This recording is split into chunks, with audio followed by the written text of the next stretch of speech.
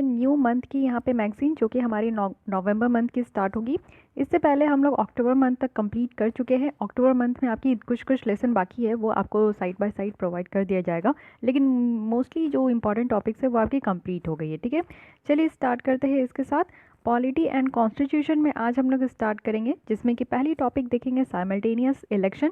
फिर से ये टॉपिक जो है न्यूज़ में आ चुका है, क्योंकि कई बार इसके ऊपर बातें होती है। जब से बीजेपी की सरकार आई है, उससे पहले भी ये इस टॉपिक पे बात होती थी, बट बीजेपी की सरकार आने के बाद मुझे ऐसा लगता है कि पिछले 4-5 साल से बहुत ज़्यादा ये न्यूज़ में रहा है।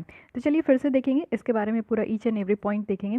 फिर राइट टू रिकॉल, ये एक बहुत अच्छा कॉन्सेप्ट है, इसके बारे में मैं डिटेल में आपको बताने वाली हूँ। फिर यहाँ पे ओटीटी प्लेटफॉर्म काफ़ी न्यूज़ में था नवंबर मंथ में, क्योंकि इसको रेगुलेट करने की बात आ रही थी, तो इसके बारे में देखेंगे हम लोग। और लीगलाइज करना है बेटिंग को, फिर से ये टॉपिक न्यूज़ में आ गया है, क्योंकि जब भी आईपीएल हर एक साल का आपको देखने को मिलेगा कि आईपीएल होता है, तो फिर बेटिंग जो है वो उस समय ये न्यूज़ में आ जाता है। तो क्या इसको लीगलाइज करना चाहिए कि नहीं करना चाहिए, फिर इसी के बारे में हम लोग यहाँ पे स्टडी करेंगे। 3 कैपिटल बनाया जा रहा है आंध्र प्रदेश की, तो इसके बारे में डिटेल में देखेंगे कि कौन कौन सी कैपिटल है और क्या पर्पज़ है यहाँ पे 3 कैपिटल बनाने का। साथ ही यहाँ पे फॉरेस्ट राइट्स एक्ट है, तो इसके बारे में भी हम लोग देखेंगे। लेकिन स्टार्ट करते हैं फर्स्ट आर्टिकल के साथ, और इससे पहले आप लोग मेंस क्वेश्चन देख लीजिए और ध्यान से सुनिएगा आर्टिकल, क्योंकि फिर कल से जो है आपकी यहाँ पे क्वेश्चंस जो है वो आपकी स्टार्ट हो जाएगी। तो चलिए स्टार्ट करते हैं। तो आज के लिए ये क्वेश्चन है जीएस 2 से ही मैं दी हूँ पॉलिटी की। तो आपको यहाँ पे बतानी है कि इंपॉर्टेंट जो प्रिविलेजेस यहाँ पे ईच हाउस ऑफ पार्लियामेंट जो एमपीज़ होते हैं, उनको एक अलग अलग तरीके के प्रिविलेजेस दी जाती है। 2 तरीके का होता है, उनको एक इंडिविजुअली भी दी जाती है, यानी कि मेंबर ऑफ पार्लियामेंट होने के नाते हर एक इंडिविजुअल को यहाँ पे प्रिविलेजेस दिया गया है, और कुछ कलेक्टिवली भी दिया गया है। तो इन दोनों को आपको अच्छे तरीके से इनमरेट करनी है, और उनकी सिग्निफिकेंस यानी कि उनका क्या फ़ायदा है और उससे किस तरीके का, उसको देने से क्या फ़ायदा हो रहा है और क्या फ़ायदा है, क्यों दिया जा रहा है, ये सारी चीज़ें आपको डिस्कस करनी है। ठीक है, तो यहाँ पे एक सिंपल सी क्वेश्चन है, बट आपको आर्टिकल के साथ आपको पूरी तरीके से बताना है। काफ़ी इंपॉर्टेंट पार्ट ये हो जाता है, तो इसलिए इसके बारे में लिखने का कोशिश कीजिएगा। 150 वर्ड्स में ही लिखना है, 10 मार्क्स की क्वेश्चन है। और अगर आप चाहते हो कि इसके आंसर लिख लिए हो, लेकिन कोई आपको बताने वाला नहीं है कि आपने आंसर कैसा लिखा है, कितना % आपने सही लिखा है, या फिर कुछ आपको उसमें ऐड ऑन करने की ज़रूरत है, या फिर कैसे आपको मार्क्स को ऐड ऑन करना है, तो ये सारी चीज़ें हमारे द्वारा बताया जाता है। तो आप हमारे इनिशिएटिव को ज्वाइन कर सकते हो, और ज्वाइन करने के लिए आपको बस मेल करना है इस मेल आईडी में। उसके बाद आपको डिटेल बताया जाएगा कि कैसे, कहाँ, कब ज्वाइन करना है। ठीक है, चलिए स्टार्ट करते हैं। तो चलिए स्टार्ट करते हैं पॉलिटी एंड कॉन्स्टिट्यूशन के साथ। सबसे पहली टॉपिक है आज की हमारी साइमल्टेनियस इलेक्शन। साइमल्टेनियस इलेक्शन यानी कि साथ ही साथ इलेक्शन कराना है। अब यहाँ पे न्यूज़ में इसलिए है क्योंकि प्राइम मिनिस्टर के द्वारा यहाँ पे एक बार फिर से बोला जा रहा है कि साइमल्टेनियस इलेक्शन होना चाहिए स्टेट असेंबलीज़ का और लोकसभा का। जो हम लोग, आप देखोगे कि पार्लियामेंट में 2 हाउसेस होते हैं, एक लोकसभा होती है, एक राज्यसभा होती है। तो लोकसभा की जो यहाँ पे चुनाव होता है, इलेक्शन होता है, वो हर एक 5 साल के बाद होता है, क्योंकि 5 साल में ऑटोमेटिकली लोकसभा डिसॉल्व हो जाता है, और उसके पहले जो है उसके बाद जो है यहाँ पे आपका इलेक्शन कराना होता है। उसी तरीके से हर एक स्टेट में स्टेट असेंबलीज़ होते हैं, लेजिस्लेटिव असेंबलीज़ होती है, जिनकी भी यहाँ पे फुल टेन्योर 5 ईयर्स का होता है। 5 ईयर्स के बाद स्टेट में भी आपका चुनाव देखने को मिलेगा। तो ये है हमारा, यहाँ पे कहा जा रहा है कि हर एक स्टेट में आपको अलग अलग टाइम में देखने को मिलेगा। जैसे कि लास्ट मंथ में हम लोग अक्टूबर में बिहार की इलेक्शन डिस्कस किए थे, अभी आप लोग दिसंबर में हो, और अभी आप लोग देख रहे हो कि वेस्ट बंगाल में इलेक्शन होने वाली है। तो यहाँ पे हर एक मंथ में आप लोग देखोगे कि 1-2 मंथ के गैप में कहीं ना कहीं किसी न किसी स्टेट में इलेक्शन होते रहता है। तो यहाँ पे काफ़ी ज़्यादा जो है प्रॉब्लम आती है।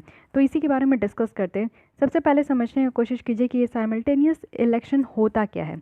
इसकी मतलब तो आप लोग समझ गए हैं कि इंडियन इलेक्शन एक साइकिल है, जो कि एक मैनर में चलते रहता है, चाहे वो लोकसभा का हो या स्टेट असेंबली का हो। जैसे आप लोग देख सकते हो कि लोकसभा का तो एक 5 साल में एक बार होता है, जैसे कि 2019 में आपका हुआ। फिर यही चीज़ आगे बढ़ के 5 साल के बाद 2024 में आपका इलेक्शन होगा। लेकिन हर एक स्टेट का अपना अलग अलग टाइम में जो है उनकी टेन्योर 5 ईयर्स की कंप्लीट होती है, तो उस हिसाब से इलेक्शन होता है। लेकिन यही दोनों को एक साथ जोड़ देना। कैसा रहेगा कि एक ही टाइम पे जो है, मान लीजिए बस नवंबर के ही टाइम में स्टेट असेंबली का भी यहाँ पे इलेक्शन हो जाए, और इसी के साथ लोकसभा का भी इलेक्शन हो जाए, एक ही साथ इलेक्शन हो जाए, और आपको जो है ना बस एक ही बार वोट करने को यहाँ पे दिया जाए। तो कैसा लगेगा? फिर 5 साल के बाद जो है फिर ऐसा इलेक्शन हो जिसमें कि लोकसभा का भी हो और साथ ही साथ स्टेट लेजिस्लेटिव लेजिस्लेटिव असेंबली का भी हो। तो इसी बात को कहा जा रहा है साइमल्टेनियस इलेक्शन, ठीक है। और दोनों की इलेक्शन कराना है सेम डे में ही। और साथ ही साथ आप देखो कि ये साइमल्टेनियस इलेक्शन का जो यहाँ पे नॉर्म्स है ये यहाँ पे 1967 से ही था, बट अभी डिसोल्यूशन हो रहा है, यानी कि ये जो नॉर्म्स था वो 1967 तक ही चला। लेकिन उसके बाद कुछ जो यहाँ पे स्टेट के लेजिस्लेटिव असेंबली है वो अपने 5 साल के कार्यकाल को ख़त्म करने से पहले ही वो डिसॉल्व हो जा रहे थे। जैसे 1968 में हो गया, 1969 में हो गया, और फिर लोकसभा का 1970 में हो गया, यानी कि 5 साल कंप्लीट भी नहीं हुआ उससे पहले ही जो है ये आपका सभा जो है वो भंग हो गया। तो ये स्टेट असेंबलीज़ का और पार्लियामेंट्स का जो है ना अलग अलग फिर इसी तरीके से जो है उनके डेट के अकॉर्डिंग, उनके टेन्योर के अकॉर्डिंग जो है वो इलेक्शन कंडक्ट होने लगा। साइमल्टेनियस इलेक्शन का अगर आइडिया देखें तो 1983 में इलेक्शन कमीशन के द्वारा बताया गया था, और फिर इसको लॉ कमीशन के द्वारा भी रेफर किया गया था, और बाद में चलकर जब 2015 में नीति आयोग बना प्लानिंग कमीशन को रिप्लेस करके, तो नीति आयोग के द्वारा भी ये आइडिया को आगे बढ़ाया जा रहा है कि हमारे कंट्री में एक साइमल्टेनियस इलेक्शन होना चाहिए। साइमल्टेनियस इलेक्शन का ये मतलब नहीं होता है कि आप पूरे कंट्री में जो है लोकसभा और स्टेट असेंबलीज़ का जो कि एक सिंगल डे में होगा ना, आप उसी दिन बस वोट करोगे। ये आपका फेज मैनर में कंडक्ट कराया जाएगा, और जो पर्टिकुलर कॉन्स्टिट्यूंसी के जो वोटर्स होंगे ना वो यहाँ पे दोनों के लिए अलग अलग वोट करेंगे, स्टेट असेंबली के लिए और लोकसभा के लिए उसी दिन करेंगे, लेकिन अलग अलग वो वोट करेंगे। जैसे कि आप लोग देखते हो कि कहीं पे भी इलेक्शन होता है तो 2-3 आपका दिन मिलता है, और कुछ कुछ क्षेत्र को जो है ना 2-3 दिन में जो है आपका बांट दिया जाता है। तो एक दिन में कहा जा रहा है कि सारे इलेक्शन कंडक्ट कराया जाएगा, यानी कि लोकसभा का और स्टेट असेंबलीज़ का। लेकिन ऐसा नहीं है कि आप एक ही बार आप बटन दबाओगे तो वो आपका लोकसभा के पार्टी को भी चला जाएगा और स्टेट लेजिस्लेटिव पार्टी को भी चला जाएगा, ऐसा बिल्कुल भी नहीं है। दोनों के लिए आपको अलग अलग जो है यहाँ पे बटन दबाना होगा, ठीक है। अब देखते हैं कि इसके फेवर में क्या क्या आर्गूमेंट निकल कर आता है। सबसे पहला कहा जाता है कि पॉलिसी पैरालिसिस है, यानी कि जो फ्रीक्वेंट इलेक्शंस होता है ना, इससे काफ़ी ज़्यादा आप देखते हो कि जब भी इलेक्शन होता है, चाहे यहाँ पे लोकसभा में हो, तो लोकसभा का इलेक्शन होने से 2-3 महीने पहले ही मॉडल कोड ऑफ कंडक्ट लग जाता है। अब ये मॉडल कोड ऑफ कंडक्ट क्या होता है? मॉडल कोड ऑफ कंडक्ट कहने का मतलब है कि ऐसे कुछ गाइडलाइंस होते हैं जो कि सारे पार्टीज़ को फॉलो करने होते हैं। जब से ये मॉडल कोड ऑफ कंडक्ट लग जाता है, यानी कि इलेक्शन जब जिस दिन होने वाला रहता है उसके 2-3 महीने से पहले ही ये मॉडल कोड ऑफ कंडक्ट लग जाता है। यानी कि जितने भी, जैसे मैं लोकसभा का अगर एग्जांपल लेकर चलूँ, तो लोकसभा का जब भी आपको यहाँ पे इलेक्शन देखने को मिलेगा तो इसके 2-3 महीने पहले से जो है ना आपका मॉडल कोड ऑफ कंडक्ट लग जाता है। इट मीन्स कि अब यहाँ पे कोई भी डेवलपमेंट का काम नहीं होगा, सरकार किसी भी तरीके का काम नहीं करेगी। यहाँ पे पार्टीज़ के जितने भी यहाँ पे मेंबर होते हैं ना सब इक्वल होंगे। यहाँ पे प्राइम मिनिस्टर तक भी जो है ना वो यहाँ पे एक कॉमन लीडर उनको नहीं कहा जाता है, उनको जो है एज ए MP माना जाता है। तो कोई भी यहाँ पे जो है ना बस पार्टी के जो मेजोरिटी लीडर होते हैं वो ऐसा काम करते कि हर जगह जाकर जो है चुनाव अपना जो है प्रचार प्रसार करते। लेकिन हाँ, उनके लिए भी कुछ सर्टेन्स जो है ना गाइडलाइंस होती है कि वो कब क्या कर सकते हैं, अपने एडवर्टीजमेंट को किस तरीके से वो दिखाना चाहते हैं। अगर जैसे कोई पार्टी जैसे बीजेपी अगर अभी बहुमत में है, मेजोरिटी में है, तो उनको जो है ऐसा नहीं है कि ज़्यादा प्रायोरिटी दिया जाएगा, और जो पार्टी बहुमत में नहीं है उनको ज़्यादा प्रायोरिटी नहीं दिया जाएगा। तो ऐसा नहीं है, सारे पार्टीज़ को इक्वल माना जाता है, और ये जो गाइडलाइंस है ये सबको फॉलो करना होता है। तो इस समय जो है ना कोई भी आप देखोगे कि कंट्री के भला के लिए कोई काम नहीं होता। उस समय पार्टी क्या करती है ना, अपने आप को जिताने के लिए, अपनी कुर्सी वापस पाने के लिए जो कर सकती है वो करते हैं, और इतना झूठ बोलते हैं। उसी समय ये मौका होता है कि पॉलिटिशियंस जो है भर भर के झूठ बोलते हैं कि आप मुझे वोट दोगे तो मैं ये कर दूंगा, आप मुझे वोट दोगे तो मैं ये कर दूंगा। वो बस यही करने के चक्कर में रहते हैं, तो 2-3 महीने हमारे लिए जो है ना पूरा ख़राब हो जाता है। तो ये वाली बातें कही जा रही है। वही आप अगर हर एक स्टेट में देखो, जैसे अभी बिहार का हुआ, तो बिहार में आप लोग देखो कि कोई भी काम नहीं हुआ, इवन सारे जो है एग्ज़ाम्स डिले हो गए, कोई भी तरीके का काम नहीं होता है। चाहे आप अभी वेस्ट बंगाल में देखो, कोई भी तरीके का काम नहीं हो रहा है, वहाँ तो दंगा फसाद ना जाने क्या क्या हो रहा है।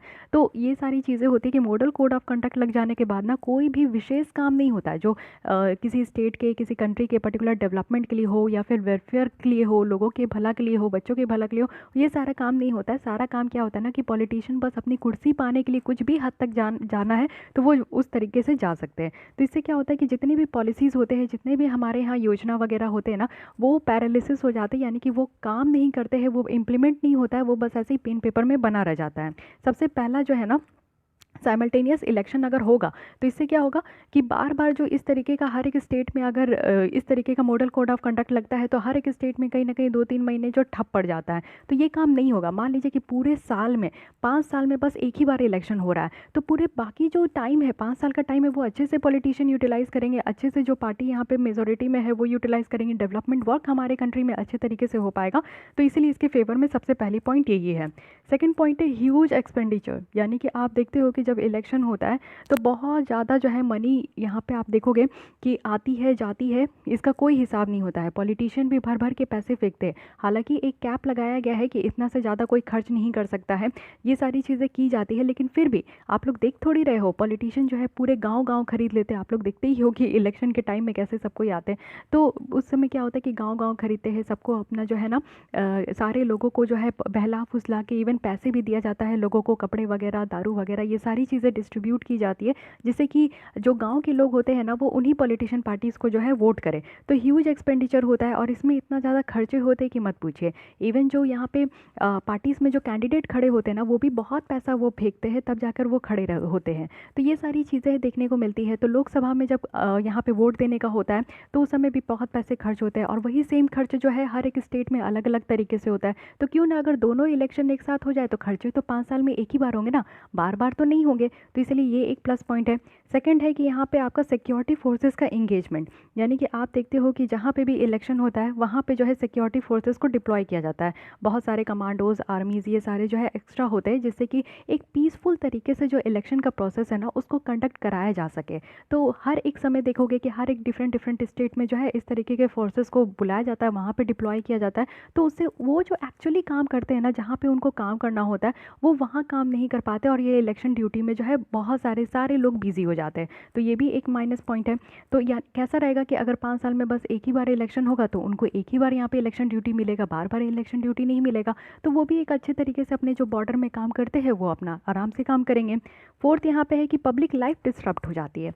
इट मीन्स कि आप देखो कि किसी भी स्टेट के हो तो पहले क्या होता है कि 5 साल में आपको जो है लोकसभा के लिए वोट देना होता है, और जिस स्टेट से आप बिलोंग करते हो, जहाँ के कॉन्स्टिट्यूंसी से आप बिलोंग करते हो, जहाँ पे आपको वोट देना है, तो जहाँ पे इलेक्टोरल रोल में आपका जो है वोटिंग लिस्ट में आपका नाम आता है, तो आपका क्या होता है ना कि आपको वहाँ जाके वोट देना है, तो वो पर्टिकुलर दिन जो है ना बर्बाद हो जाता है। कहने का मतलब है कि आप लोग पहले अपने सेंटर देखो कहाँ है, वहाँ जाके आप वोट दो, लंबे लाइन अगर है तो वहाँ पर खड़े रहो, फिर जाके आप वोटिंग दो, आओ उसमें डिस्कशन करो, न्यूज़ देखो। तो इसमें क्या होता है ना कि लोग जो है बहुत बार अपने सिटी में आते हैं वोट देने के लिए, दूसरे स्टेट से आते हैं, दूसरी जगह से आते हैं वोट देने के लिए। तो इसमें लोगों का लाइफ जो है ना कहीं डिसरप्ट हो जाता है, और वोटिंग डेज में आप देखोगे कि कहीं पे भी कोई काम नहीं होता, सारी चीज़ें बंद हो जाती है। इवन जब से मॉडल कोड ऑफ कंडक्ट लगता है ना तब से स्टेट में जो है ना कोई भी अच्छे तरीके का काम नहीं होता है, सारी चीज़ें ठप हो जाती है। तो ये चीज़ें देखने को मिली। इम्पैक्ट अगर हम लोग देखें तो सोशल फैब्रिक में होता है। फ्रीक्वेंट जो इलेक्शन होता है ना, इससे आप देखो कि जो हमारे कंट्री में जो मुद्दा है कास्ट का, रिलीजन का, ये सारे मुद्दे ख़त्म ही नहीं हो रहे हैं। आज भी आप लोग देखो कि 72 साल के बावजूद भी, जब से हम लोग स्वतंत्रता हासिल किए तब से जो है जब भी इलेक्शन होता है ना तो ये कास्टिज्म की बात है, ये रिलीजन की बात है, हिंदू मुस्लिम की जो लड़ाई है ये एकदम पिक पे हो जाती है। क्यों हो जाती है? क्योंकि पॉलिटिशियन तो चाहते हैं कि हम लोग लड़े, हम लोग लड़ेंगे तभी तो ये चीज़ें जो है मुद्दा में आएगा, और फिर उसके बाद जो पॉलिटिशियन उससे फ़ायदा उठाएंगे। तो वो तो ऐसा काम ही करती है कि सोसाइटी में जो है ना कभी कास्ट ख़त्म ही ना हो। कास्ट बेस्ड पॉलिटिक्स भी आपको देखने को मिलता है बिहार वाले राज्य में, यूपी वाले राज्य में, तो बहुत सारे स्टेट में भी ऐसा होता है। तो हमारे यहाँ जो है ये फ्रीक्वेंट इस पे बातें होने लगती है। जब आप देखोगे जब इलेक्शन का टाइम होता है तो ये सारे मुद्दे पे बहुत बातें होती है, उसके बाद ये सारे मुद्दे कहाँ चले जाते हैं, कोई नहीं बात करता है, फिर सब अपने अपने लाइफ में बिजी हो जाते हैं। तो आप सोचो कि 5 साल में अगर एक बार इलेक्शन होगा तो पॉलिटिशियन बस एक ही बार ना ऐसा काम करेंगे, तो 5 साल में बाकी टाइम तो ठीक रहेगा ना, एक ही टाइम ऐसा देखने को मिलेगा। लेकिन नहीं, हर एक स्टेट में जब अलग अलग टाइम पे इलेक्शन होता है तो अलग अलग टाइम पे जो है ये सारी बातें निकलते रहती है। कभी वेस्ट बंगाल में आपको देखने को मिलेगा कि रिलीजन के नाम पे लोग झगड़ रहे हैं, कभी आपको साउथ में देखने को मिलेगा। तो ये सारी चीज़ें चलते रहती है। तो बेटर है कि अगर एक ही बार इलेक्शन होगा तो ये सारी चीज़ें भी बंद हो जाएगी। साथ ही पॉपुलिस्ट मेजर्स पे फोकस करना, यानी कि फ्रीक्वेंट इलेक्शन से क्या होता है ना कि गवर्नेंस का जो फोकस है वो कहीं ना कहीं इम्पैक्ट हो जाता है। पॉलिसी जो है ना वो यहाँ पे पॉलिटिकल क्लासेस के ऊपर जो फोर्सेस होती है तो ऐसी पॉलिसीज़ बनाई जाती है ना कि बस पॉलिटिशियन क्या हो कि उनको फ़ायदा हो, इस इलेक्शन से पॉलिटिशियन को फ़ायदा हो, तो वो उस समय जो है आपको पॉलिसी देखने को मिलेगा। आप याद कर सकते हो कि पीएम किसान कब लाया गया था? जब 2019 में वापस से लोकसभा का इलेक्शन था, तब यहाँ पे पीएम मोदी जी के द्वारा जो है किसानों को यहाँ पे पैसे देने की बात की गई थी। उससे पहले 4 साल वो कहाँ थे? तो आप देखोगे ना कि ऐसा ऐसा स्कीम्स लाया जाता है ना बहुत सारे पॉलिटिशियन के द्वारा, जो बस इलेक्शन के पहले ही लाया जाता है, जिससे कि लोगों को लुभा सके, लोगों को अपने जो है ना जो होता है ना अपने ट्रैप में वो फंसा सके, तो वो ऐसा काम भी करते हैं। तो ये सारी चीज़ें भी देखने को मिलता है। उसके बाद जो आप देखोगे कि 10% का भी जो इकोनॉमिकली बैकवर्ड जो लोग हैं उनको जो यहाँ पे रिजर्वेशन दिया गया, वो भी इलेक्शन से पहले ही दिया गया था। तो ये सारे काम क्यों करते हैं पॉलिटिशियन? जस्ट बिकॉज कि वो यहाँ पे जो है ना अपनी कुर्सी को वापस ले सके। तो ये सारा काम नहीं हो पाएगा। उसके बाद देखो कि वोटर टर्नआउट पे भी बहुत ज़्यादा इम्पैक्ट होता है। अगर लॉ कमीशन की रिपोर्ट के हिसाब से देखें तो साइमल्टेनियस पोल्स जो है ना वो हमारे वोटर टर्नआउट को जो है ज़्यादा से ज़्यादा बूस्ट करेगा। वोटर टर्नआउट कहने का मतलब है कि परसेंटेज देखा जाता है, यानी कि कितने लोग जो है ना वोट दिए हैं उसका टोटल परसेंटेज देखा जाता है। जैसे आप लोग देखते हो कि फर्स्ट फेज़ में 60% लोग जो है वोट दिए, सेकंड फेज़ में 70% लोग वोट दिए। तो इस तरीके का जो है वोटर टर्नआउट निकल कर आता है हर एक फेज़ ऑफ इलेक्शन के बाद।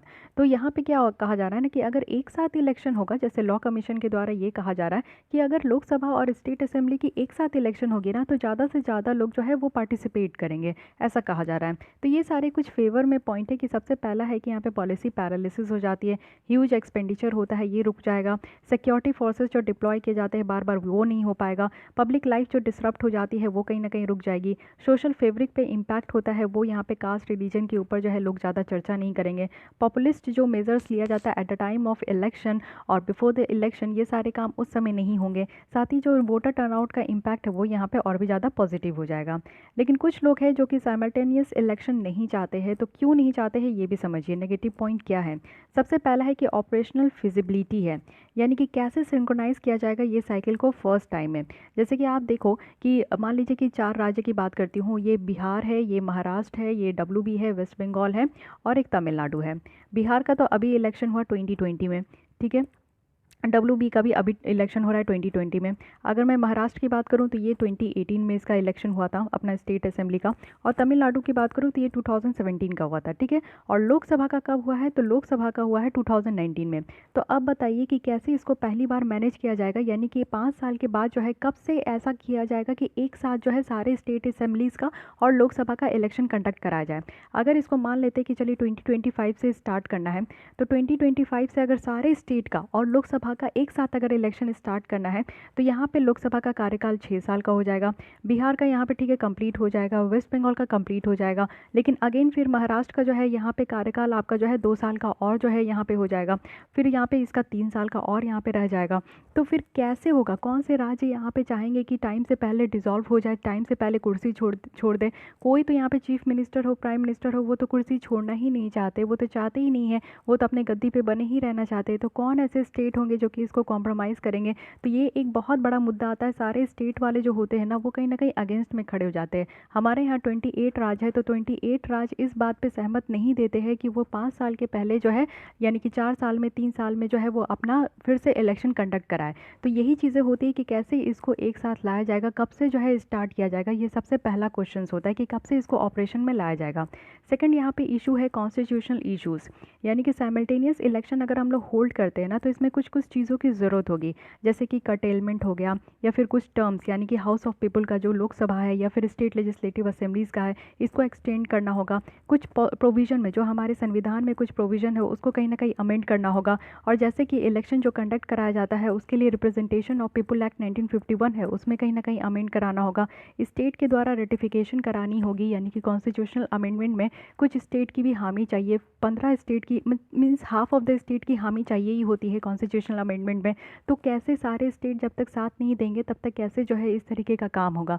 तो पहले जो है साइमल्टेनियस इलेक्शन कराने से पहले हमें अपने कॉन्स्टिट्यूशन में, संविधान में अमेंड कराना होगा। तो पहले वो काम होगी तभी जो है आगे प्रोसीजर बढ़ सकेगा। तो कॉन्स्टिट्यूशनल एंगल से भी बहुत ज़्यादा इश्यूज़ देखने को मिल रहा है। साथ ही नेशनल और स्टेट इश्यूज़ की बात करूँ तो वो अलग अलग है, यानी कि साइमल्टेनियस इलेक्शन अगर हम लोग यहाँ पे होल्ड कराते हैं तो इससे कहीं ना कहीं वोटर्स के जजमेंट में भी क्वेश्चन मार्क बनता है। कई बार ऐसा कहा जाता है कि जो सेंटर के यहाँ पे सेंटर के जो यहाँ पे मेजोरिटी पार्टी होती है, जैसे कि आज के डेट में बीजेपी है, तो बहुत सारे स्टेट में जो है ना लोग इसी से इन्फ्लुएंस होकर में भी हो सकता है कि बीजेपी को ही वोट देते हैं। अलग अलग स्टेट का जब वोट होता है ना, तो लोग जो है ना अपने अपने स्टेट के जो है जितने भी कैंडिडेट होते हैं उन पे फोकस करते हैं। लेकिन अगर एक साथ यहाँ पे स्टेट का भी स्टेट लेजिस्लेटिव का भी हो और लोकसभा का भी इलेक्शन होगा ना, तो लोगों का ध्यान जो है वो लोकसभा में ज़्यादा होगा, क्योंकि आप देखते हो कि बीजेपी का जो यहाँ पे एडवर्टीजमेंट करने का होता है और वो जो प्रचार प्रसार करते हैं वो बहुत ज़्यादा इम्पैक्ट देता है लोगों पे। और मोदी जी तो ऐसा भाषण देते हैं कि सब कोई मोहित हो जाते हैं उनसे। तो वही चीज़ है, ऐसा लग रहा है कि यहाँ पे कहीं ना कहीं जो है ना एक फेयर प्ले नहीं होगा। लोग जो है ना वो ज़्यादा जो मेजोरिटी लीडर है उन्हीं को यहाँ पे वोट दे देंगे। साथ ही यहाँ पे कहा जा रहा है कि गवर्नमेंट की जो अकाउंटेबिलिटी है वो यहाँ पे कम हो सकती है, क्योंकि आपको पता है कि जब भी इलेक्शन का टाइम आता है तभी सारे पॉलिटिशियंस जो है अपने केबिन को छोड़कर जो है लोगों के पास आते हैं, उनसे बात करते हैं, उनके साथ बैठते हैं, उनके साथ खाते हैं। तो ये सारा जो ड्रामा होता है वो इलेक्शन से पहले ही होता है। तो आप समझो कि 5 साल में एक बार अगर इलेक्शन कंडक्ट करा दिया जाए तो यानी कि बाकी के टाइम में तो पॉलिटिशियन गायब रहेंगे, 5 साल तो कोई भी लोगों को देखने नहीं आएंगे। और 5 साल के बाद ही सारे स्टेट लेजिस्लेटिव के लोग आएंगे और साथ ही साथ लोकसभा के लोग जो है ना हमारे साथ जो है यानी कि कॉमन जनता के साथ जो है वो मिलकर अपना जो है मतलब उनको उनको पोतने का काम करेंगे। तो ये क्योंकि देखिए जब इस तरीके का फ्रिक्वेंट इलेक्शन होते रहता है ना, तो पॉलिटिशियन और लोगों की जो है यहाँ पे मेल होते रहती है, पॉलिटिशियन आकर लोगों से बात करते रहते हैं। लेकिन अगर एक ही बार इलेक्शन करा दिया जाए तो यानी कि रेस्ट ऑफ द टाइम के लिए पॉलिटिशियन और वोटर्स के बीच में जो है कोई कांटेक्ट नहीं होगा। तो ये एक नेगेटिव पॉइंट कहा जा रहा है। उसके बाद आप लोग देख सकते हो कि जो फेडरलिज्म का फंडा है वो यहाँ पे इसके अगेंस्ट में है। जब इलेक्शन यहाँ पे स्टेट में होता है, अगर पोस्टपोन्ड हो जाएगा अनटिल जब तक इसके फेज़ को सिंक्रोनाइज नहीं किया जाए, तो प्रेसिडेंट रूल जो है ना वो इम्पोज किया जा सकता है interim period in the state में। जैसे कि किसी भी, जैसे मैं अभी बोली कि 2025 में अगर इलेक्शन एक साथ कंडक्ट कराना है, तो यहाँ पे मान लीजिए कि तमिलनाडु का जो इलेक्शन हुआ था वो 2017 में होता, जस्ट सपोज, ठीक है, मैं यहाँ पे एग्जैक्ट मुझे याद नहीं है, मैं यहाँ पे सपोज करने के लिए बोल रही हूँ। तो इनका जो कार्यकाल कंप्लीट होगा वो 5 साल के बाद होगा, यानी कि 2022 में इनका यहाँ पे कार्यकाल कंप्लीट हो गया। नेक्स्ट यहाँ पे फेज़ स्टार्ट होगा इनका और वो चलेगा 2022 से लेकर यहाँ पे 2027 तक। लेकिन यहाँ पे 2025 से ही इक्वल करना है, यानी कि 2 साल जो है उनको पहले ही अपने लेजिस्लेटिव असेंबली को डिसॉल्व करना होगा। तो उस समय क्या होगा कि जब यहाँ पे आपका 2022 में ये जो ख़त्म हो जाएगा, तो रेस्ट ऑफ द पीरियड के लिए जो है यहाँ पे इलेक्शन कराना है या फिर प्रेसिडेंट रूल इम्पोज करना है, क्या करना है ये भी अभी नहीं पता है। तो ऐसा भी हो सकता है कि प्रेसिडेंट रूल इम्पोज कर दिया जाएगा वो बाकी के 3 साल में। तो ये तमिलनाडु की स्टेट की मैं बात कर रही हूँ, ऐसे बहुत सारे स्टेट होंगे जिसमें कि 1 साल बाकी होगा, 2 साल बाकी होगा, तो इस तरीके से भी हो सकता है। तो ये हमारे फेडरलिज्म के जो यहाँ पे फंडे है ना उसके अगेंस्ट में कहा जा रहा है कि ये हो सकता है। साथ ही होमोजेनाइजेशन ऑफ द कंट्री, यानी कि इक्विटी को लाने से और सस्टेनिंग प्लुरैलिटी और लोकल और रीजनल लीडरशिप्स को यहाँ पे प्रमोट करने के अलावा हम लोग क्या कर रहे हैं कि यहाँ पे नेशनल पार्टीज़ को हम लोग प्रमोट करेंगे। क्यों? क्योंकि आप लोग देखो कि जब लोकसभा और यहाँ पे स्टेट लेजिस्लेटिव असेंबली का अगर यहाँ पे एक साथ इलेक्शन कंडक्ट कराया जाएगा, तो ऑब्वियस है कि जो लोकसभा के यहाँ पे लीडर होंगे, पार्टी होंगे, उनकी यहाँ पे मेजोरिटी ज़्यादा होगी, तो नेशनल पार्टीज़ पे ज़्यादा फोकस किया जाएगा। हमारे यहाँ आज के डेट में 8 नेशनल पार्टीज़ है और बहुत सारे छोटे छोटे जो है स्टेट पार्टीज़ होते हैं। तो फिर यहाँ पे नेशनल पार्टीज़ का ही ज़्यादा दबदबा रहेगा, स्टेट पार्टीज़ पे उतना ज़्यादा फोकस नहीं किया जाएगा। और जो अनरजिस्टर्ड भी पार्टीज़ होते हैं उन पे कौन फोकस करेगा? जब स्टेट लेजिस्लेटिव असेंबली अलग से होता है ना, तो सबका ध्यान यहाँ पे अलग से जो है जितने भी स्टेट पार्टीज़ होते हैं और साथ ही जो अनरजिस्टर्ड पार्टीज़ होते हैं और छोटे छोटे न्यू पार्टीज़ भी बनते हैं, उन पे ज़्यादा फोकस होता है। लेकिन एक साथ करने के बाद ऐसा हो सकता है कि मेनली यहाँ पे जो नेशनल पार्टीज़ है उन्हीं पे ज़्यादा फोकस जाए। तो ये भी एक नेगेटिव पॉइंट कहा जा रहा है। तो इतने सारे नेगेटिव पॉइंट है, कुछ आर्गूमेंट है जो कि इसके इस तरीके से नेगेटिव में जा रहे हैं। कंक्लूजन में बताया जा रहा है कि जो फिनेंशियल इम्प्लीकेशन है उसको एनालाइज करते हुए और जो यहाँ पे मॉडल कोड ऑफ कंडक्ट इसमें इसका जो इफेक्ट देखने को मिलता है और लॉ कमीशन की कुछ रिकमेंडेशन है जिसकी सजेशन यहाँ पे देखते हुए ये फिजिबिलिटी है कि हम लोग यहाँ पे जो साइमल्टेनियस इलेक्शन जो पहले चलता आ रहा था उसको हम लोग फिर से रीस्टोर कर सकते हैं और फर्स्ट 2 डिकेड ऑफ इंडियन जो इंडिपेंडेंस में चल रहा था। तो यहाँ पे साइमल्टेनियस इलेक्शंस जो है ना ये एक तरीके का पैनेशिया नहीं होगा, यानी कि ऐसा नहीं है कि इसके आने से बहुत तरीके की प्रॉब्लम अराइज हो जाएगी। ये इश्यूज़ है जो यहाँ पे फ्रीक्वेंट इलेक्शंस होता है ना, तो उससे जो बहुत सारे इश्यूज़ निकल कर आते हैं ना, तो वो कहीं ना कहीं ख़त्म हो जाएगा। देखिए हर एक चीज़ का नेगेटिव पॉइंट होता है, पॉजिटिव पॉइंट होता है, लेकिन पॉजिटिव पॉइंट पकड़ कर अगर आप आगे चलोगे ना तो उसकी जो भी नेगेटिविटी है ना वो कहीं ना कहीं दबने लगेगी। और फिर पॉजिटिव पॉइंट पे अगर आप अच्छे विचार से आगे चलोगे और अच्छा काम करते जाओगे तो ऑब्वियस है कि आप एकदम राइट डायरेक्शन में होगे। ऐसा नहीं है कि जो इतनी सारे नेगेटिविटी निकल कर आ रहा है वही सारी चीज़ें हावी हो जाएगी और सारी चीज़ें बर्बाद हो जाएगी, बिल्कुल नहीं ऐसा है। सही तरीके से चला जाए जाए, एक ऑप्टिमिस्टिक वे के तरफ से चला जाए, तो यहाँ पे भी अच्छा एक रिजल्ट आ सकता है। क्योंकि ऐसा नहीं है कि ये हम लोग पहली बार अपने कंट्री में इम्पोज कर रहे हैं। हमारे कंट्री में तो साइमल्टेनियस इलेक्शन ही था, लेकिन कब तक था, तो 1967 तक था। लेकिन उसके बाद कहीं ना कहीं जो है ये टूट गया, तो अपने अपने राज्य में अपने अलग तरीके से इलेक्शन होने लगे और लोकसभा में अलग तरीके से इलेक्शन होने लगे। ठीक है, अब यहाँ पे कुछ कॉन्स्टिट्यूशनल प्रोविजन देख लेते हैं कि साइमल्टेनियस इलेक्शन का हमारे संविधान में कहाँ कहाँ इसके बारे में चर्चा किया गया है। तो सबसे पहले आर्टिकल 83 है। आर्टिकल 83 में कहा गया है कि लोकसभा का जो नॉर्मल टर्म है वो यहाँ पे 5 ईयर है, जब से ये अपॉइंट होता है और जब से फर्स्ट मीटिंग होता है। ठीक है, तो लोकसभा का 5 साल का जो टर्म है वो किस आर्टिकल में है, अनुच्छेद 83 में है। 85 की अगर बात करें तो यहाँ पे कहा जा रहा है कि जो इंडिया के प्रेसिडेंट है उनके पास पावर है कि लोकसभा का वो डिसॉल्व करेंगे यूनियन कैबिनेट के एडवाइस में। यानी कि 5 साल का कार्यकाल है लोकसभा का, जो कि 83 आर्टिकल में दिया गया है। लेकिन जस्ट इसके बाद 85 आर्टिकल में ये भी दिया गया है कि अगर प्रेसिडेंट को ऐसा लगता है कि डिसॉल्व कर देना चाहिए यूनियन कैबिनेट के कहने पर, तो प्रेसिडेंट जो है लोकसभा को 5 साल के पहले भी डिसॉल्व कर सकती है, चाहे लोकसभा का कार्यकाल 3 साल का ही हुआ हो, 4 साल का ही हुआ हो, तो वो उस समय भी इसको डिसॉल्व कर सकती है। आर्टिकल 172 की बात करें तो यहाँ पे जो है लेजिस्लेटिव असेंबली का जो है 5 इयर्स का टर्म है, इसके बारे में आर्टिकल 172 में कहा गया है। लेकिन जस्ट इसके बाद आर्टिकल 174 में ये कहा गया है कि गवर्नर के पास भी सेम पावर है। अगर स्टेट के कैबिनेट इस तरीके से उनको बोलते हैं कि स्टेट लेजिस्लेटिव को डिसॉल्व करना है, तो स्टेट के जो गवर्नर है वो उसको डिसॉल्व भी कर सकते हैं। जैसे यहाँ पे सेंटर में प्रेसिडेंट के पास पावर है, वैसे ही राज्य में गवर्नर के पास भी पावर है। ठीक है, तो ये 4 आर्टिकल है, इसको ध्यान दीजिएगा, क्योंकि कहा जा रहा है कि अगर हमारे यहाँ साइमल्टेनियस इलेक्शन होगा तो हमारे जो कॉन्स्टिट्यूशनल प्रोविजन है इसमें कहीं ना कहीं अमेंड करना होगा। ठीक है, तो ये रही पूरी साइमल्टेनियस इलेक्शन के बारे में, इसकी पॉजिटिव और नेगेटिव पॉइंट के बारे में हम लोग देखें, और एक बेटर कंक्लूजन भी यहाँ पे बताया गया है जिसको आप लोग यहाँ पे कंसीडर कर सकते हैं। अब आते हैं हम लोग नेक्स्ट आर्टिकल में है, जो कि है राइट टू रिकॉल। पहले समझने का कोशिश करते हैं कि न्यूज़ में क्यों है। रिसेंटली क्या हुआ, नवंबर मंथ में हरियाणा की जो असेंबली है उनके द्वारा हरियाणा पंचायती राज सेकेंड अमेंडमेंट बिल 2020 लाया गया, जिसमें कि यहाँ पे राइट टू रिकॉल का यहाँ पे प्रोविजन दिया गया member of Panchayati Raj institution को। ठीक है, अब ये यहाँ पे जो है राइट टू रिकॉल का यहाँ पे पावर दे दिया गया पंचायती राज इंस्टीट्यूशन के मेंबर को।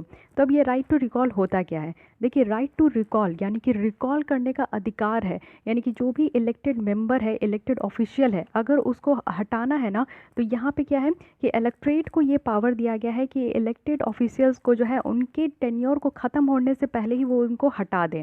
ये एक तरीके का आपको एग्जाम्पल देखने को मिलेगा डायरेक्ट डेमोक्रेसी का। यानी कि जैसे हमारी कंट्री की हमारी जनता जो है यहाँ पे अपने सांसद को चुनकर जो है संसद में भेजती है, तो उनको ये अधिकार भी है कि वो उनको हटा भी दे। 5 साल का टेन्योर उनका कंप्लीट भी ना हो और उनसे पहले ही हम लोग बोले कि अब इसको हटा दीजिए, ये काम अच्छा से नहीं कर रहे हैं, ये बहुत ही करप्ट है, इनके ऊपर जो है क्रिमिनलाइजेशन का बहुत सारे चार्जेस है, तो हम लोग चाहे तो उनको हटा भी सकते हैं। लेकिन ये हम लोग के ऊपर अभी नहीं दिया गया, ये हरियाणा में पर्टिकुलरली जो है पंचायती राज इंस्टीट्यूशंस के मेंबर के लिए ये राइट टू रिकॉल लाया गया।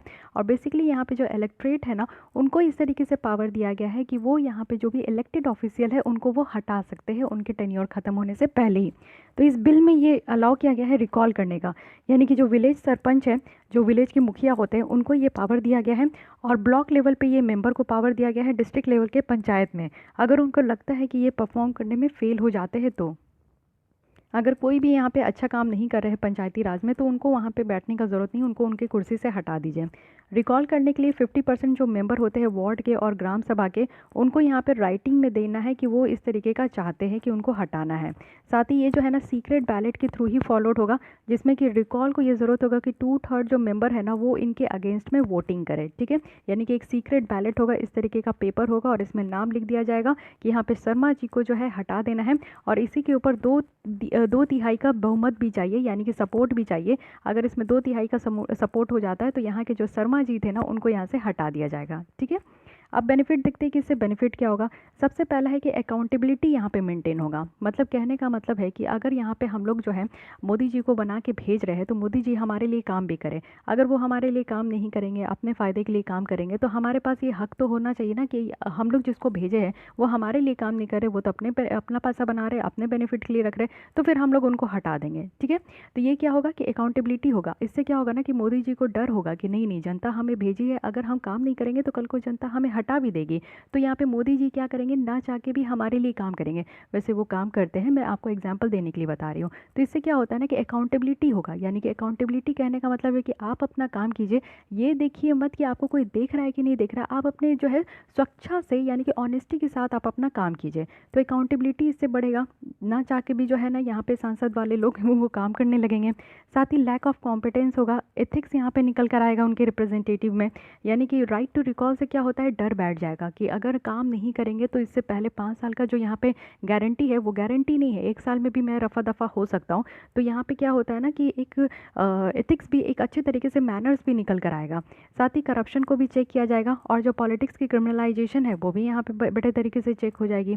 हम लोग को जैसे बताया नहीं जाता, बहुत सारे हम लोग ऐसे भी कैंडिडेट खड़े हो जाते हैं जिनके ऊपर बहुत सारा जो है हीनियस क्राइम का चार्जेस लगा होता है, रेप का चार्जेस होता है, मर्डर का चार्जेस होता है। ऐसे ऐसे लोग भी कैंडिडेट होते हैं, और ऐसे ऐसे लोग हमारे संसद में हैं ऑलरेडी बैठे हुए, ठीक है। इसलिए हम लोग क्रिमिनलाइजेशन और पॉलिटिक्स के बारे में पढ़ते हैं, लेकिन वोट देने टाइम हम लोग को नहीं पता होता, क्योंकि वो लोग अपनी जो है सच्चाई को रिवील नहीं करते। लेकिन मान लीजिए कि 1 साल के बाद, 2 साल के बाद, उनके इलेक्ट होने के 1 साल 2 साल के बाद हमें पता चल गया कि शर्मा जी के ऊपर तो इतना हीनियस क्राइम चार्जेस है। तो हम लोग चाहेंगे कि नहीं नहीं, हम लोग को ऐसी इंसान नहीं चाहिए जो ऑलरेडी लॉ ब्रेकर है, वो लॉ मेकर कैसे हो सकते, तो उनको हटा देना है। तो इससे क्या होगा कि करप्शन जो बढ़ रहा था, पॉलिटिक्स में जो क्रिमिनलाइजेशन बढ़ती है, वो कहीं ना कहीं ख़त्म हो जाएगी।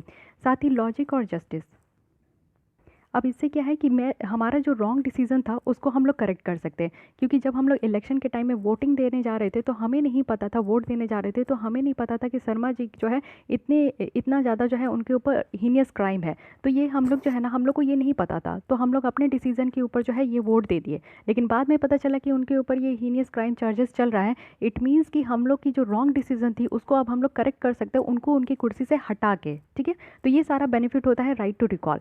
लिमिटेशन क्या है रिकॉल में, ये देखिए। लिमिटेशन ये क्या होता है कि डीस्टेबलाइज हो गया गवर्नमेंट, क्योंकि देखिए अभी मोदी जी जो अपनी कुर्सी में बैठे हैं तो ये तो फिक्स है ना कि वो 5 साल तक बैठेंगे, काम करेंगे। तो ये एक स्टेबलाइज गवर्नमेंट होती है कि 5 साल तक यहाँ पे स्टेबल है। लेकिन अगर 2 साल के बाद जनता उतर जाए, जैसे आप देखोगे कि कॉन्स्टिट्यूशनल अमेंडमेंट एक्ट, अभी फार्मर्स एक्ट, फार्मर्स का जो यहाँ पे प्रोटेस्ट हो रहा है, अगर सब चाले कि नहीं मोदी जी अपने मन का कर रहे हैं, वो उनको जो अच्छा लगता है वो तुरंत जो है बिल को पास करा देते हैं, उनको हटाइए कुर्सी से। तो इससे क्या होगा कि गवर्नमेंट इस डीस्टेबलाइज हो जाएगी। हर 2 साल में 3 साल में कभी भी जो है सरकार को हटा दिया जाएगा और फिर इलेक्शन कंडक्ट कराया जाएगा। तो इससे क्या होता है ना कि इससे डीस्टेबलाइज हो जाता है, गवर्नमेंट जो है स्थिर नहीं होती है। तो ये सबसे पहला जो है यहाँ पे लिमिटेशन बताया जा रहा है।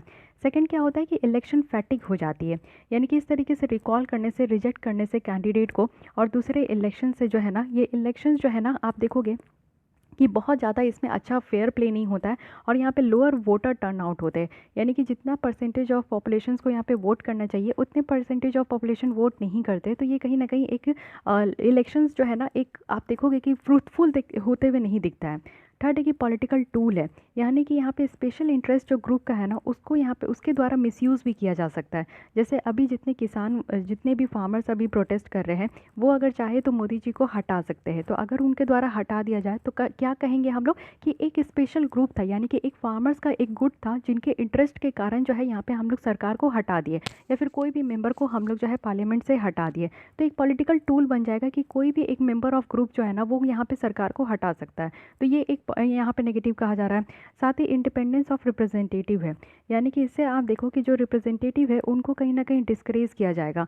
हम लोग के यहाँ क्या है कि जो रिप्रेजेंटेटिव है वो इंडिपेंडेंट होते हैं, वो खुलकर जो है अपना काम करते हैं। लेकिन अगर राइट टू रिकॉल आ जाएगा तो वो खुल के काम नहीं करेंगे, वो लोगों के हित के लिए ही काम करेंगे, वो डर के काम करेंगे। तो इससे क्या होगा कि उनकी जो रिप्रेजेंटेटिव है वो यहाँ पे इंडिपेंडेंट नहीं रहेगी। साथ ही विएबिलिटी ऑफ द प्रोसेस है, यानी कि इससे आप देखो कि मिनिमम परसेंटेज जो इलेक्टोरेट का होता है कि वो यहाँ पे पिटीशन पे साइन करें, यानी कि किसी भी सरकार को हटाना है, किसी भी लोगों को हटाना है, मतलब कि जो इलेक्टेड ऑफिशियल को हटाना है, तो यहाँ पे मिनिमम परसेंटेज की ज़रूरत होती है कि वो उस पिटीशन में साइन करें, और उसके बाद ये रिकॉल हो जाता है। तो यहाँ पे प्रोसेस भी जो है उतना ज़्यादा सही नहीं कहा जा रहा है। साथ ही एक्सपेंडिचर इंक्रीज़ हो जाएगा।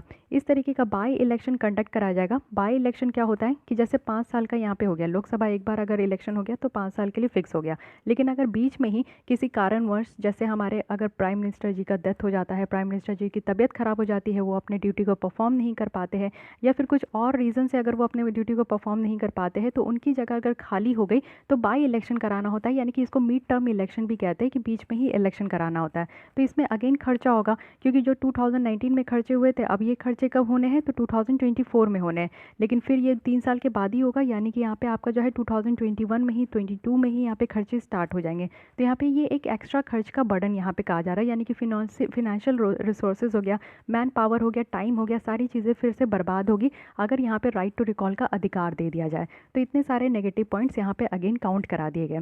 वे फॉरवर्ड में कहा जा रहा है कि इससे पॉलिटिकल अवेयरनेस को हम लोग को इन्हेंस करना है, यानी कि मेन फोकस क्या होना चाहिए, राइट टू रिकॉल का अधिकार देने से बेटर है कि हम लोग को लोगों को जो है ना पॉलिटिकल अवेयरनेस कराना है, यानी कि जब भी आप वोट देने जाते हो तो आप अपने कैंडिडेट को पूरी तरीके से उसके बारे में देख लीजिए कि वो कैंडिडेट कैसा है, कैसा काम करेगा, पहले से अगर थे तो वह कैसा काम कर रहे थे। आपको हर एक चीज़ के बारे में जानना चाहिए, अवेयर होना चाहिए। अगर आप जागरूक सिटीजन हो तो आपको पता होगा कि कौन से पॉलिटिशियन किस तरीके से काम करते हैं। तो बेटर है ना कि राइट टू रिकॉल का अधिकार देने से ज़रूरी है कि हम लोग अवेयर हो जाए। अगर हम लोग अवेयर हो जाएंगे तो हम लोग वैसे लोगों को वोट देंगे ही नहीं जो यहाँ पे जिनके ऊपर क्रिमिनलाइजेशन का जो है इतना सारे चार्जेस है, जिनके ऊपर हीनियस क्राइम का चार्जेस है, जो कोई काम नहीं करते, सिर्फ अपने प्रॉफिट के लिए जाते हैं। तो उस तरीके के लोगों को हम लोग वोट ही नहीं देंगे। सेकंड है कि प्रॉपर स्क्रूटनी होना चाहिए, यानी कि रिकॉल को जो अगर हम लोग कैरी करें तो सिर्फ यहाँ पे एक प्रॉपर जुडिशियल स्क्रूटनी को कंडक्ट करके, यानी कि मान लीजिए कि जैसे अभी फार्मर्स है तो कहा जा रहा है ना कि एक स्पेशल ग्रुप के इंटरेस्ट के बेसिस पे भी जो है ना सरकार को गिराया जा सकता है, किसी भी इलेक्टेड ऑफिशियल को हटाया जा सकता है। तो अगर वो यहाँ पे चाहते भी है, कुछ मिनिमम नंबर ऑफ जो यहाँ पे लोग हैं, अगर वो पिटीशन पे साइन भी कर दे तो उसको फिर से जुडिशरी के पास भेजना चाहिए, वो उसको बेटर तरीके से चेकआउट करे कि हाँ ये सही है कि नहीं, उनका डिमांड सही है कि नहीं, जो इलेक्टेड ऑफिशियल है उसको हटाना सही है कि नहीं, तभी यहाँ पे रिकॉल का जो है ना जो प्रोसेस है उसको कंप्लीट कराना चाहिए। स्ट्रॉन्ग डिटरेंस होना चाहिए। देखिए इस तरीके से डराने से क्या होगा, राइट टू रिकॉल से तो एकदम मस्ट हैव है कि यहाँ पे जो भी इलेक्टेड ऑफिशियल है वो डर के ही काम करेंगे, लेकिन इससे भी बेटर एक स्ट्रॉन्ग डिटरेंस होना चाहिए। तो ये चीज़ें कही जा रही है। तो स्ट्रॉन्ग डिटरेंस कैसा होगा, यानी कि जो रिकॉल्ड रिप्रेजेंटेटिव है वो उनको यहाँ पे रोकना चाहिए। जैसे कि मान लीजिए कि 3 साल में ही कोई इलेक्टेड ऑफिशियल को जो है हटाया जा रहा है, तो उनको फिर से जो है इलेक्शन में खड़े होने से रोक देना चाहिए कि अब आप वापस से इलेक्शन में खड़े नहीं हो सकते, बाय इलेक्शन में आप कंटेस्ट नहीं कर सकते। तो इससे क्या होगा कि उनका सारा मनी, सारा मैन पावर, टाइम जो है ना वो यहाँ पे बर्बाद हो जाएगा। तो इस तरीके का डराना है कि अगर आप 5 साल में अच्छा काम नहीं करोगे तो दोबारा आपको जो है ना कंटेस्ट भी इलेक्शन करने नहीं दिया जाएगा। तो इस तरीके का एक डर बैठाना है, स्ट्रॉन्ग डर बैठाना है। साथ ही यहाँ पे जो आज के डेट में एग्जिस्टिंग मैकेनिज्म है ना उसको स्ट्रेंथन करने का ज़रूरत है, यानी कि आज के डेट में जो हमारे इलेक्शन में टूटियाँ है ना उसको ठीक करने का ज़रूरत है। यानी कि जैसे आप देखो कि बहुत सारे पॉलिटिशियन होते हैं जो कि क्रिमिनल क्राइम करके बैठे, मर्डर करके बैठे, रेप करके बैठे, लेकिन वो हमारे संसद में चले गए। तो ऐसे कैसे हो गया, उनको उनके लिए एक क्वालिफिकेशन का होना चाहिए कि जब वो कंटेस्ट कर रहे हैं इलेक्शन तो उससे पहले उनकी क्वालिफिकेशन होनी चाहिए, मैंडेटरी होना चाहिए कि वो अपने सारी बातों को बाहर रखें। हालांकि ऐसा इलेक्शन कमीशन के द्वारा कहा गया है कि वो अपने सारी चीज़ों को ओपन करे कि उनके ऊपर कितना चार्जेस है, वो कितने पढ़े लिखे हैं, तो ये सारी चीज़ें होनी चाहिए। उससे भी बेटर है कि यहाँ पे एक जो है ना क्राइटेरिया सेट कर देना चाहिए कि आपके पास इतनी क्वालिफिकेशन है तो ही आप यहाँ पे संसद में आ सकते हैं, और बाई चांस अगर वो संसद में आ भी जाते हैं ना तो डिस्क्वालीफाई करने का भी अच्छा खासा प्रोविज़न होना चाहिए। तो इस तरीके से भी जो है हमारे आज की डेट में जो मैकेनिज्म में गड़बड़ी है ना उसको हम लोग जो है वापस से ठीक करके उस पर सोच विचार करके उसको ठीक करके जो है ना हम लोग इस प्रोसेस को आगे बढ़ा सकते हैं। राइट टू रिकॉल की यहाँ पे ज़रूरत नहीं है, तो ऐसा कहा गया है। अब डायरेक्ट डेमोक्रेसी क्या होता है ये समझिए। डायरेक्ट डेमोक्रेसी कहने का मतलब है कि जो भी रूल्स, इंस्टीट्यूशन और जो प्रोसेस है जिसमें कि पब्लिक को अनेबल किया जाता है कि वो डायरेक्टली वोट करे, और वो भी प्रपोज्ड कॉन्स्टिट्यूशनल अमेंडमेंट में, लॉ में, ट्रीटी में या पॉलिसी डिसीजन में। जैसे कि मान लीजिए कॉन्स्टिट्यूशनल अमेंडमेंट एक्ट लाया गया तो लोगों से पूछा जाता है कि आप लोग वोट कीजिए कि इस तरीके का अमेंडमेंट आप चाहते हो कि नहीं, तो लोग जो है वहाँ पर वोट करते। लेकिन हमारे यहाँ क्या है कि लोगों से ये पूछा नहीं जाता है, पहले सरकार जो इस तरीके का बिल ले आती है, एक्ट ले आती है, फिर उसके बाद लोग जो है हंगामा करते हैं। ठीक है, बहुत सारे इंस्ट्रूमेंट होते हैं डायरेक्ट डेमोक्रेसी का, जैसे रेफरेंडम है, जैसे डायरेक्ट जो है लोगों से पूछ लिया जाता है कि आप इस तरीके का जो है चाहिए कि नहीं। जैसे फार्मर्स प्रोटेस्ट कर रहे हैं तो फार्मर से पहले पूछ लेना चाहिए ना कि उनको एग्रीकल्चर रिफॉर्म चाहिए कि नहीं चाहिए, फार्म बिल लाना है कि नहीं लाना है, तो रेफरेंडम करा लेना चाहिए, सारे किसान से पूछ लेना चाहिए। तो इससे अगर ज़्यादा किसान अगर इसके फेवर में होते तो यहाँ पे ये बिल लाया जाता, नहीं फेवर में होते तो ये बिल कैंसिल हो जाता। तो इसको कहते हैं रेफरेंडम। उसके बाद सिटीजन इनिशिएटिव होती है कि जैसे फार्मर्स जो है अपने आप इनिशिएटिव ले कि नहीं उनको एग्रीकल्चर रिफॉर्म चाहिए तो उनका इनिशिएटिव हो, प्लेबिसाइट है इसी तरीके का होता है, साथ ही एजेंडा इनिशिएटिव है तो इसी तरीके की होती है। ये सारे डायरेक्ट डेमोक्रेसी होती है जिसमें कि लोगों की इन्वॉल्वमेंट डायरेक्ट होता है, ठीक है। तो ये चीज़ें ध्यान रखिएगा। तो यहाँ पे हमारी राइट टू रिकॉल हो गई, जिसमें कि हम लोग ने आज के लिए एक क्वेश्चन है, ये 2018 की यूपीएससी प्रीलिम्स की एक क्वेश्चन है, इसको सॉल्व करने का कोशिश कीजिए। फर्स्ट स्टेटमेंट है यहाँ पे कि जो पार्लियामेंट ऑफ इंडिया है can place a particular law in the 9th schedule of the constitution of India, यानी कि हमारे पार्लियामेंट जो है उनके द्वारा कोई भी लॉ को 9th शेड्यूल में रखा जा सकता है संविधान के। सेकेंड स्टेटमेंट है कि किसी भी कानून को अगर 9th स्टेट में रखा जाता 9th शेड्यूल में अगर रखा जा रहा है तो उसकी वैलिडिटी जो है ना उसको किसी भी कोर्ट के द्वारा एग्जामिन नहीं किया जाएगा और ना ही कोई जजमेंट जो है उसके ऊपर बनाया जाएगा। तो आपको यहाँ पे करेक्ट बताना है कि दोनों स्टेटमेंट में से कौन सी करेक्ट है, first only, second only, both या फिर नीदर। प्लीज़ अटेम्प्ट करने का कोशिश ज़रूर कीजिए, आप लोग आंसर ज़रूर दीजिएगा कमेंट बॉक्स में। उसके बाद कल जब हम लोग इसको डिस्कस करेंगे तो इसमें इसकी आंसर भी मैं आपके साथ डिस्कस कर लूँगी। चलिए आगे बढ़ते हैं आज की टॉपिक के साथ। तो आइए स्टार्ट करते हैं। Regulating over the top platform, OTT platform news में क्यों है पहले ये समझिए। यूनियन गवर्नमेंट के द्वारा रिसेंटली यहाँ पे OTT प्लेटफॉर्म जैसे कि नेटफ्लिक्स, अमेजॉन प्राइम और जितने भी अदर्स हैं उनको यहाँ पे ministry of information and broadcasting के अंडर में ला दिया गया है, यानी कि INB जो मिनिस्ट्री है उनके अंदर में जितनी भी OTT प्लेटफॉर्म है जिसके ऊपर आप लोग जो है सीरीज़, वेब सीरीज़ वगैरह देखते हो तो बहुत सारे हैं, आपको नेटफ्लिक्स, अमेजॉन ये सब तो आपको कॉमन देखने को मिलते हैं। इसके अलावा भी आपका जो है बहुत सारे, तो उन सबको जो है यहाँ पे ministry of information and broadcasting के तहत ला दिया गया है। तो ये अपने आप में ही एक क्वेश्चन बन सकता है, तो इसको समझिएगा। अब पहले ये समझिए कि OTT प्लेटफॉर्म होते क्या है। OTT प्लेटफॉर्म एक तरीके का ऑनलाइन प्लेटफॉर्म है जिसमें कि बहुत सारे रेंज ऑफ कंटेंट आज के डेट में जो है एक सिंगल प्लेटफॉर्म में प्रेजेंट किए जाते हैं। जैसे कि ये सारे कौन से प्लेटफॉर्म है, तो नेटफ्लिक्स है, अमेजॉन प्राइम है, हॉटस्टार है, अल्ट बालाजी है, तो ये सारे कुछ है जिसको कि ऑनलाइन कंटेंट क्यूरेटेड प्लेटफॉर्म भी कहते हैं, OCCP भी कहते हैं, इसी का नाम है। तो OTT का नाम क्या है यहाँ पे, ऑनलाइन कंटेंट क्यूरेटेड प्लेटफॉर्म, ठीक है। जैसे कि लॉकडाउन के पहले आप लोग क्या करते थे, थिएटर जाते थे, कोई भी मूवी लगती थी, फ्राइडे को रिलीज़ हुई, थर्सडे को रिलीज़ हुई, आप उठ के जो है थिएटर चले जाते थे मूवी देखने के लिए। लेकिन लॉकडाउन के टाइम में आप लोग देखोगे कि ये OTT प्लेटफॉर्म जो है ना बहुत ज़्यादा डिमांड में आ गया। हालांकि ये चल तो रहा था बहुत सालों से, लेकिन इसकी जो सही डिमांड थी ना वो यहाँ पे लॉकडाउन के टाइम में देखने को मिला। कहते हैं ना कि हर एक चीज़ की दिन आती है, हर किसी का दिन आता है। तो OTT का दिन कब आया, लॉकडाउन के बाद जो है जो बेनिफिट हुआ वो यहाँ पे हुआ। तो लोग जो है सारे लोग घर पे बैठ गए थे, वर्क फ्रॉम होम हो रहा था, और साथ ही साथ लोग जो है यहाँ पे इंटरटेनमेंट से दूर ना हो उसके लिए यहाँ पे वेब सीरीज़ जो है 1 by 1 यहाँ पे लाया गया। तो क्या हुआ कि बहुत सारे जो आप देखोगे कि इसमें बहुत सारी इश्यूज़ निकल कर आती है, समटाइम्स बहुत सारे क्वेश्चंस निकल कर आते हैं कि OTT प्लेटफॉर्म में जो है इसको कोई रेगुलेट करने वाला नहीं होता है। अगर इसको कोई रेगुलेट नहीं कर रहा है आज की डेट में, तो इसलिए आप देखते हो ना कि गालियाँ वगैरह और जो एब्यूजिव लैंग्वेज होते हैं ना वो बहुत सारे जो है फ्रिक्वेंटली यहाँ पे बोला जाता है। साथ ही साथ कुछ ऐसे कॉन्टेंट भी दिखाते हैं जो कि बच्चों के ऊपर एक बैड इम्पैक्ट पड़ता है। तो बहुत सारी चीज़ें ओपनली दिखाई जाती है जो मे बी हमारे फिल्म सर्टिफिकेशंस जब दिया जाता है मूवीज़ को तो उसमें वो कट करने के लिए कहते हैं वो सारे सीन्स वगैरह भी। लेकिन OTT प्लेटफॉर्म में जितने भी वेब सीरीज़ है सब में सब कुछ ओपनली दिखाया जाता है। तो इसी को रेगुलेट करने की बात यहाँ पे की जा रही है। और ये तो आप समझ गए OTT प्लेटफॉर्म। आप लोग सबको ही तो रूबरू हुए ही होंगे क्योंकि लॉकडाउन में सबको ही बैठे हैं घर पे, तो आप लोग भी इस सारी चीज़ों से रूबरू हुए ही है। अब आते हैं इसके बारे में और देखते हैं। जो फिल्म एंड ऑडियो विजुअल जो प्रोग्राम है उनको यहाँ पे अवेलेबल कराया गया ऑनलाइन कंटेंट प्रोवाइडर्स के द्वारा, और ये जो है यहाँ पे INB जो मिनिस्ट्री है ना उसके जुरिस्डिक्शन के अंदर लाया गया।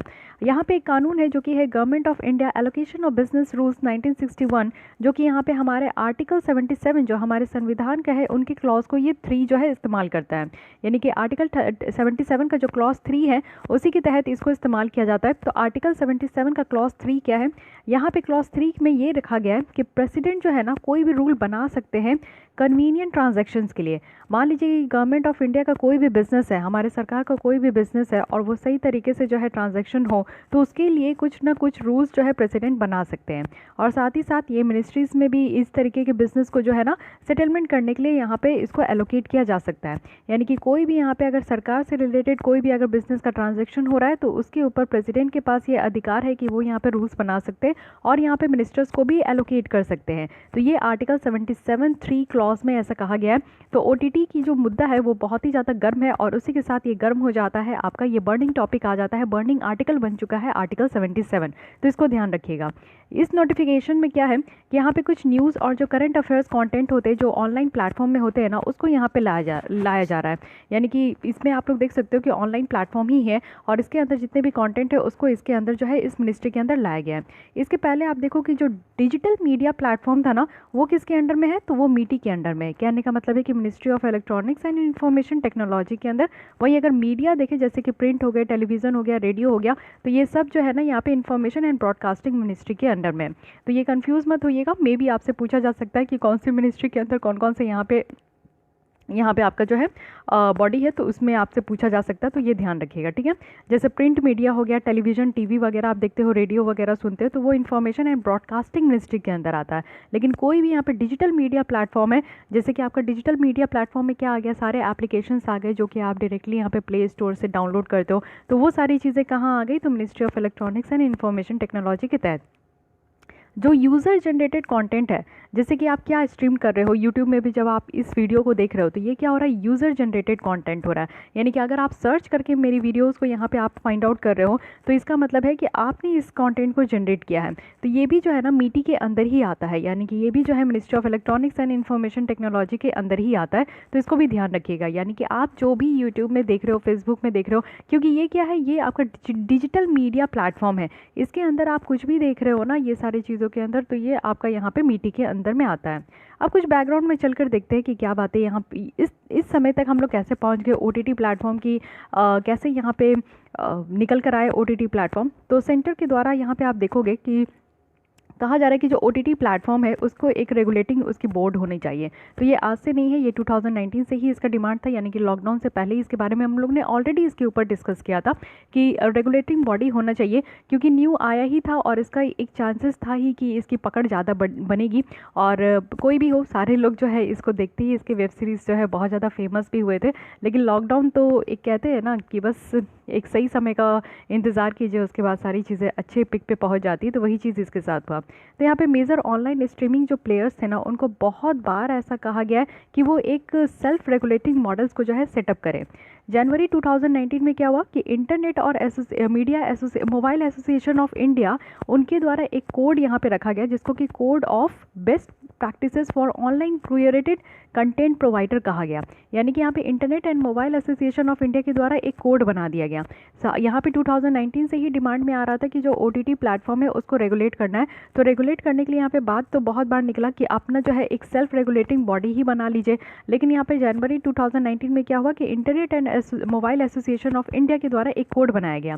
फिर फरवरी 2020 में क्या हुआ कि इसी के द्वारा internet and mobile association of India के द्वारा एक code for self regulation of online curated content providers को यहाँ पे रिलीज़ किया गया, जिसको कि यहाँ पे 15 सेवरल जो डिजिटल प्लेटफॉर्म थे ना, सितंबर आते आते 15 सेवरल जो बहुत सारे यहाँ पे डिजिटल प्लेटफॉर्म थे, उनके द्वारा साइन किया गया।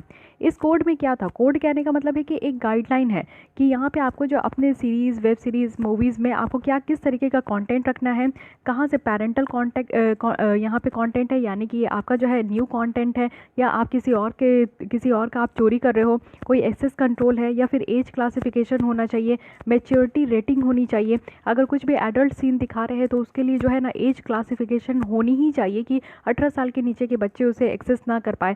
तो ये सारी चीज़ों का यहाँ पे जो है ना इस कोड में आपका जो है प्रोविज़न रखा गया। साथ ही 2 टियर कंप्लेन रिड्रेसल मैकेनिज्म भी है, यानी कि अगर किसी भी तरीके का प्रॉब्लम है, आपको लग रहा है कि यहाँ पे कोई वेब सीरीज़ है जो कि इन सारे कोड्स को, यानी कि रूल्स रेगुलेशंस को अगर यहाँ पे ब्रेक कर रहा है, तो आप यहाँ पे जो है ना कंप्लेन रिड्रेसल मैकेनिज्म में आप कंप्लेन भी पुट कर सकते हो। तो ये चीज़ें यहाँ पे प्रोविज़न रखा गया था।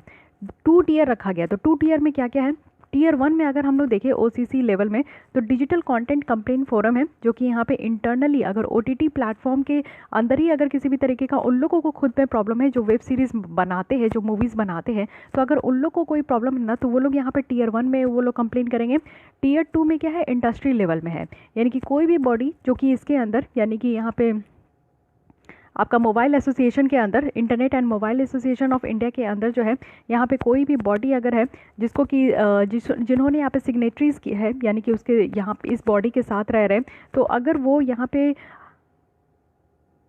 सेटअप किए जा रहे हैं, तो उनको क्या कहा जाएगा यहाँ पे, online curated content providers governing council. तो यहाँ पे 2 टियर्स में जो है ना, यहाँ पे आपका कंप्लेन रिड्रेसल है, यानी कि कंप्लेन कर सकते हैं। एक तो इंडस्ट्री के अंदर ही कंप्लेन किया जा सकता है, जिसके लिए यहाँ पे डिजिटल कंटेंट कंप्लेन फोरम बनाया जा रहा है, और एक यहाँ पे इंडस्ट्री लेवल पे, एक तो इंटरनली है, सॉरी, जो OTT प्लेटफॉर्म बना रहे हैं, OTT प्लेटफॉर्म के अंदर एक इंटरनली होगा, जैसे कि नेटफ्लिक्स का अपना अलग होगा यहाँ पे digital content complaint forum, Amazon prime का अलग होगा, साथ ही साथ आप देखो कि और भी जितने भी हैं, हाँ, तो उसका सबका अलग अलग यहाँ पे कंटेंट फोरम होगा।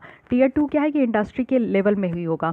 जैसे कि आप देखते हो कि एक बहुत बड़ी इंडस्ट्री होती है, बॉलीवुड इंडस्ट्री है, इसी के अंदर आपको बहुत सारे ग्रुप्स देखने को मिलते हैं। तो मान लीजिए कि ये ऑनलाइन प्लेटफॉर्म है, और इसी के अंदर आपको जो है बहुत सारे इसमें देखने को मिलते हैं। एक नेटफ्लिक्स है, एक अमेजॉन प्राइम है, एक आपका हॉटस्टार है, तो इस तरीके का आपको डिफरेंट जो है यहाँ पे देखने को मिलेगा। तो इंडस्ट्री लेवल के लिए टियर 2 है, और यहाँ पे अपने अंदर अगर कोई बनाता है, यानी कि एक इंटरनली अगर OTT प्लेटफॉर्म के तहत अगर कोई बनाता है, तो उसको डिजिटल कंटेंट कंप्लेंट फोरम कहते हैं। तो ये 2 तरीके से दोनों जगह कंप्लेन किया जा सकता है, तो इसको इसलिए 2 टियर्स कहा जा रहा है, ठीक है। साथ ही 5 टाइप्स ऑफ कंटेंट को यहाँ पे रोका भी गया है। क्या क्या यहाँ पे कंटेंट को रोका गया है, यानी कि मान लीजिए कि हमारे नेशनल एम्ब्लेम का, यानी कि जो हमारा नेशनल जो चिन्ह है, अगर उसका कहीं से, या फिर नेशनल फ्लैग का, हमारे झंडे का अगर कहीं से अपमान होता है, तो अगर डिसरिस्पेक्ट किया जाता है, तो इस चीज़ को रोकना है। साथ ही कोई भी विजुअल या स्टोरी लाइन जो कि चाइल्ड पोर्नोग्राफी को यहाँ पे प्रमोट करता है, या फिर कोई ऐसा कंटेंट जिससे कि रिलीजियस सेंटिमेंट्स हर्ट हो रहे हैं, जैसे आप लोग देखते हो कि बहुत ही जो है धड़ल्ले से बनाया जाता है, जैसे कि आश्रम बनाया गया था, तो रिलीजियस के ऊपर था, काफ़ी ज़्यादा जो है सच्चाई दिखाने की कोशिश किया जाता है, हिंदू मुस्लिम, ये सारी चीज़ें बहुत ही फ्रीक्वेंट आपको बहुत सारे सीरीज़ देखने को मिलेंगे। साथ ही कंटेंट और मैलिशियस जो कि यहाँ पे टेररिज्म को प्रमोट करता है, बहुत सारे ऐसे भी थे। तो ऐसे ऐसे वेब सीरीज़ होते हैं जिसमें कि एक रियल लाइफ और ट्रू स्टोरी दिखाने के चक्कर में जो है ना, लोग कहीं ना कहीं उसको गलत मीन में ले लेते हैं, और हमारे सोसाइटी में एक अच्छा शायद मैसेज नहीं जाता है। तो इसलिए इस तरीके की 5 कंटेंट को रोकने का कोशिश किया जा रहा है। यानी कि सबसे पहला तो हमारे नेशनल एम्ब्लेम और जो नेशनल फ्लैग है उसका कहीं से डिसरिस्पेक्ट नहीं करना है। ऐसा कोई कंटेंट नहीं होना चाहिए जिससे कि चाइल्ड पोर्नोग्राफी को यहाँ पे बढ़ावा मिले। ऐसा कोई कंटेंट नहीं होना चाहिए जिससे कि रिलीजियस सेंटिमेंट्स जो है हर्ट हो, और साथ ही साथ ऐसा कोई यहाँ पे काम नहीं करना चाहिए, कंटेंट नहीं करना चाहिए जिससे कि टेररिज्म को बढ़ावा मिले। तो ये सारा काम यहाँ पे कहा जा रहा है कि इसको रोकना है। साथ ही साथ यहाँ पे सेल्फ रेगुलेटरी मैकेनिज्म का भी जो प्रपोजल था उसको यहाँ पे इंफॉर्मेशन और जो ब्रॉडकास्टिंग मिनिस्ट्री है ना, उनके द्वारा रिजेक्ट कर दिया गया था। और यहाँ पे इंडिपेंडेंट थर्ड पार्टी मॉनिटरिंग जो है ना, उसकी कमी के कारण ये भी देखने को मिला कि कहा जा रहा था कि कोई भी थर्ड पार्टी जो है मॉनिटरिंग नहीं है, इंडिपेंडेंट नहीं है, तो इसलिए इसको जो है रिजेक्ट कर दिया गया था। लेकिन फिर अक्टूबर 2020 में सुप्रीम कोर्ट की जो बेंच थी ना, उनके द्वारा एक नोटिस यहाँ पे सेंट्रल गवर्नमेंट को दिया गया, इन्फॉर्मेशन एंड ब्रॉडकास्टिंग मिनिस्ट्री को दिया गया, और ये जो आपका internet and mobile association of India है उनको दिया गया कि एक पिटीशंस लेकर आना है जिसके थ्रू यहाँ पे OTT प्लेटफॉर्म जैसे नेटफ्लिक्स, अमेजॉन प्राइम, ये सारी चीज़ें हैं, इनको यहाँ पे रेगुलेट करना है, और वो भी एक ऑटोनोमस बॉडी, यानी कि एक स्वतंत्र बॉडी, इंडिपेंडेंट बॉडी बनाइए जो कि इन सारे OTT प्लेटफॉर्म को जो है बढ़िया से यहाँ पे एकदम बेटर तरीके से इसको रेगुलेट करे। तो ये जो है सुप्रीम कोर्ट के द्वारा लास्टली यहाँ पे कहा गया। तो अब सुप्रीम कोर्ट का ऑर्डर आ चुका है, इसलिए अब हम लोग इसको जो है डिटेल में यहाँ पे देख रहे हैं। लेकिन ये समझते हैं कि यहाँ पे OTT प्लेटफॉर्म को रेगुलेट करने का ज़रूरत क्या है। तो आप लोग भी जितने भी वेब सीरीज़ देखे हो अब तक, तो आप लोग अपने आइज़ को क्लोज़ करो और ख़ुद से पूछो कि इसको रेगुलेट करने का क्या ज़रूरत है। तो आप लोग को बहुत सारे सवाल तो जवाब तो आप लोग के अंदर से ही निकल कर आएंगे। सबसे पहला आप लोग यही समझ रहे हो कि OTT इंडस्ट्री की रैपिड ग्रोथ हो रही है, यानी कि इतना ज़्यादा ग्रोथ हुआ है जिसका आप लोग जो है ना कभी सोच भी नहीं सकते हो। मुझे तो ऐसा लगता है कि जिस तरीके से ये सारे वेब सीरीज़ चल रहे हैं और ये सारे OTT प्लेटफॉर्म चल रहे हैं, आगे आने वाले दिनों में ना लोग थिएटर जाना ही बंद कर देंगे। बिल्कुल मुझे ऐसा लग रहा है कि थिएटर का जो यहाँ पे इंडस्ट्री, थिएटर का जो यहाँ पे मार्केट था वो बहुत जल्दी से जो है डाउन हो जाएगा। अगर सारी चीज़ें अगर नॉर्मलाइज भी हो जाए ना, तो फिर थिएटर में कौन इतना, आप लोग को लगता है जो चीज़ें आपको घर बैठे आराम से कंफर्ट जोन में मिल रहा है, और अधिकतर आप लोग देखोगे कि सब कोई जो है अपने रूम में ही जो है एकदम रूम थिएटर आप लोग लगा लो अच्छे से, तो उसके बाद मुझे नहीं लगता है कि घर वापस से जो है आप लोग को स्पेशल टाइम निकाल के जो है जो टाइम दिया गया है उसी में मूवी देखने के लिए आप लोग को थिएटर जाना पड़े। तो ये चीज़ें कम हो सकती हैं। लेकिन रैपिड ग्रोथ हुआ है, बहुत ज़्यादा OTT मार्केट का ग्रोथ देखने को मिला है, और वर्ल्ड में 6th लार्जेस्ट ये मार्केट बना चुका है, और बनाने वाला है वो भी 2024 तक। तो अभी भी वर्ल्ड में बहुत ज़्यादा ये तेज़ी से बढ़ते जा रहा है, और ये कहा जा रहा है कि जितना तेज़ी से OTT प्लेटफॉर्म बढ़ रहा है, आगे आने वाले सालों में 2024 तक ये 6th लार्जेस्ट जो है वर्ल्ड की ये मार्केट हो जाएगी। अगर इंडिया यहाँ पे OTT मार्केट की बात करें तो ये $237 बिलियन तक का ये 237 बिलियन तक का ये सेट कर चुका है फिनेंशियल 25 में, यानी कि फिनेंशियल ईयर जो 25 आने वाला है उसमें 237 बिलियन तक का यहाँ पे मार्केट हो जाएगा। और फिनेंशियल 2019 की अगर बात करें तो ये 42 बिलियंस का था। तो आप लोग समझ सकते हो कि अभी 42 बिलियंस का है, लेकिन जिस स्पीड से ये बढ़ रहा है तो ये इतना ज़्यादा बढ़ चुकेगा, वो भी आने वाले 5 सालों में 237 बिलियन की बातें की जा रही है। तो यानी कि रैपिड ग्रोथ हो रहा है, इसलिए इसको रेगुलेट करना ज़रूरी है। साथ ही साथ लैक ऑफ ओवरसाइट, यानी कि आप लोग देखो कि प्रेस काउंसिल ऑफ इंडिया का जो यहाँ पे लुक है, यानी कि प्रिंट मीडिया के बाद टेलीविज़न चैनल्स, जितने भी न्यूज़ चैनल हैं, वो सब यहाँ किसके अंदर आते हैं, तो न्यूज़ ब्रॉडकास्टर एसोसिएशन के अंदर आते हैं। Central board of film certifications monitors करते हैं फिल्म को। तो यहाँ पे भी जो है ना, आज के डेट में कोई भी कानून नहीं है या फिर कोई ऑटोनोमस बॉडी नहीं है जो कि डिजिटल कंटेंट या फिर ओटीटी प्लेटफॉर्म को यहाँ पे गवर्न करे। तो इसलिए यहाँ पे कोई भी कानून नहीं है, तो कानून की ज़रूरत है, इसलिए इसको रेगुलेट करना है। साथ ही बहुत सारे कंप्लेंट भी मिले हैं पब्लिक लोग से, बहुत सारे PILs भी दर्ज किए गए हैं, फाइल किए गए हैं कोर्ट में। वो भी यहाँ पे जो भी इसके कंसर्न है और इसको रेगुलेट करने की जो बात की जाती है उसको लेकर PIL भी बहुत ज़्यादा यहाँ पे दर्ज किया गया है। PIL क्या होता है, पब्लिक इंटरेस्ट लिटिगेशन, यानी कि पब्लिक के इंटरेस्ट में यहाँ पे लिटिगेशन दिया जाता है। यानी कि अगर मुझे ऐसा लगता है कि नहीं, OTT प्लेटफॉर्म के को यहाँ पे रेगुलेट करना चाहिए क्योंकि इसकी कंटेंट थोड़ी सी अप टू द मार्क नहीं होती है, यानी कि वो सारी चीज़ें नहीं दिखानी चाहिए जो हमारे घर के बच्चों को थोड़ी सी मतलब कि डिस्कम्फर्ट कर दे, साथ ही हमारे सोसाइटी में एक अच्छा इम्पैक्ट नहीं पड़े। तो इसलिए मैं भी जो है जाकर अगर कोर्ट में एक अर्जी दायर कर दूँ, यानी कि मैं एक एप्लीकेशन दे दूँ कि इसको रेगुलेट करना चाहिए, तो इसको कहते हैं पब्लिक इंटरेस्ट लिटिगेशन। ठीक है, तो ये हर एक इंसान के पब्लिक के इंटरेस्ट के ऊपर अगर मैं यहाँ पे लिटिगेट करती हूँ तो उसको PIL कहते हैं। साथ ही कंसर्न है, यानी कि ऑब्जेक्टेबल यहाँ पे कंटेंट है, तो यही बातें है कि यहाँ पे कंटेंट भी बहुत ज़्यादा है। इवन आप लोग देखोगे कि इन सारी चीज़ों के कारण जो है ना, फेक न्यूज़ भी बहुत ज़्यादा बढ़ता है, साथ ही हेट स्पीच भी है, यानी कि ऐसी चीज़ें कुछ दिखा दिया जाता है जिससे कि हमारे सोसाइटी के लोगों में कुछ ऐसी भावनाएं निकल कर आती है जिससे कि हेट स्पीच भी निकल रहा है। आज की डेट में आप देखते हो कि प्रोटेस्ट कितना ज़्यादा हमारे कंट्री में बढ़ चुका है। हमारे कंट्री में तो छोड़िए, ऑल ओवर द वर्ल्ड में आपको प्रोटेस्ट ही प्रोटेस्ट देखने को मिल रहा है, एकदम लाइन से प्रोटेस्ट है हर एक जगह। आज की डेट में जो है ना, टॉलरेंस की कमी बहुत ज़्यादा देखने को मिली है, चाहे हमारे इंडिया के लोग हो चाहे बाहर के लोग हो, कुछ भी होता है लोग सड़कों पे आ जाते हैं अपना फंडामेंटल राइट्स का इस्तेमाल करके, वो जो है ना कुछ भी कर गुजरते हैं। और हमारे कंट्री में जो हम लोग कहते हैं कि डेमोक्रेटिक कंट्री है, तो डेमोक्रेटिक कंट्री के वर्ड का इस्तेमाल करके और इनके भावनाओं को इस्तेमाल करके जो है ना, बहुत सारी नेगेटिव काम भी होते हैं। तो आज के डेट में आप देख रहे हो कि इतने सारे जो है मॉब लिंचिंग की केसेस निकल कर आ रही है, इतने सारे प्रोटेस्ट की केसेस निकल कर आ रही है। कहाँ से निकल कर आ रही है ये सारी चीज़ें, तो ये सारी चीज़ों में कहीं ना कहीं कहा जाता है कि OTT प्लेटफॉर्म का ही हाथ है। साथ ही आप लोग देखो कि जो कॉन्टेंट है उसकी ट्रीटमेंट में पैरिटी देखने को मिलता है, यानी कि फिल्म इंडस्ट्री जो इंडिया में है ना, वो यहाँ पे कुछ कंसर्न दिखा रहे हैं। वही यहाँ पे इंडस्ट्री को भी ज़रूरत है कि एक central board of film certification हो, डिजिटल कॉन्टेंट और OTT प्लेटफॉर्म को भी यहाँ पे पब्लिक को एक जो प्रोवाइड किया जाता है, अवेलेबल किया जाता है, बिना किसी फ़िल्टर के, बिना किसी स्क्रीनिंग के। आप लोग जो भी थिएटर में मूवीज़ देखने जाते हो, वो आप लोग को पता है कि यहाँ पे CBFC के थ्रू वो होकर गुजरता है, यानी कि central board of film certification है। इसके द्वारा हर एक फिल्म को यहाँ पे सर्टिफाई किया जाता है कि ठीक है, ये पब्लिक के लिए सही है कि सही है, इस फिल्म में कोई भी ऐसी चीज़ें नहीं दिखाई जा रही है जिससे कि हमारे पब्लिक में जो है, हमारे देश की जनता में किसी भी तरीके का जो है नेगेटिव इम्पैक्ट पड़ेगा। तो जब फिल्मों को इस तरीके से फ़िल्टर किया जाता है, तो इसी तरीके से जो ऑनलाइन दिखाई जाती है सारी मूवीज़ वगैरह, वेब सीरीज़ वगैरह, तो उसको भी फ़िल्टर करना ज़रूरी है। तो ये सारे कुछ ऐसे डिमांड है जिसके थ्रू कहा जा रहा है कि हाँ, इसको रेगुलेट करना चाहिए। वे फॉरवर्ड में बताया जा रहा है कि मॉडल्स को कुछ जो स्टेट सेंसरशिप है कंबाइन करना चाहिए, सेल्फ रेगुलेशन होना चाहिए, एक मल्टी स्टेक होल्डर्स अप्रोच होना चाहिए जिससे कि सेल्फ रेगुलेशंस को यहाँ पे अडॉप्ट किया जा सकता है। सेफगार्ड होना चाहिए, यानी कि फ्रीडम जो है ना कंटेंट क्रिएटर का, आर्टिस्ट का, तो उसको यहाँ पे सेफगार्ड प्रोवाइड करना है। साथ ही जो कंज्यूमर के इंटरेस्ट है उसको भी प्रोटेक्ट करके चलना है। ग्लोबल रेटिंग सिस्टम होना चाहिए, जैसे कि आप लोग देखते हो कि सारी कंपनीज़ को रेटिंग किया जाता है, मूडीज़ वगैरह है, क्रिसल्स वगैरह है, तो उसी तरीके से OTT प्लेटफॉर्म के लिए भी जो है ना, यहाँ पे एक रेटिंग सिस्टम होना चाहिए कंटेंट और कोटाज को लेकर, यानी कि जो भी यहाँ पे वेब सीरीज़ और जो भी OTT प्लेटफॉर्म जैसे अमेजॉन अगर अच्छा कंटेंट दिखाती है तो उनकी रेटिंग हाई होनी चाहिए, अगर कोई गंदा कंटेंट दिखाता है तो उनकी रेटिंग डाउन होनी चाहिए। तो इस तरीके से भी क्लासीफाई किया जा सकता है। साथ ही इंडिपेंडेंट मैकेनिज्म होने चाहिए कंप्लेंट रिड्रेसल का, यानी कि जो कंप्लेन किया जा रहा है ना, उसमें भी इंडिपेंडेंट तरीके से होना चाहिए। किसी भी यहाँ पे सरकार का इन्वॉल्वमेंट ना हो, किसी भी ऐसे लोगों का इन्वॉल्वमेंट ना हो जो कि कंज्यूमर के इंटरेस्ट को ना समझे, साथ ही साथ अपने प्रॉफिट के लिए काम करें।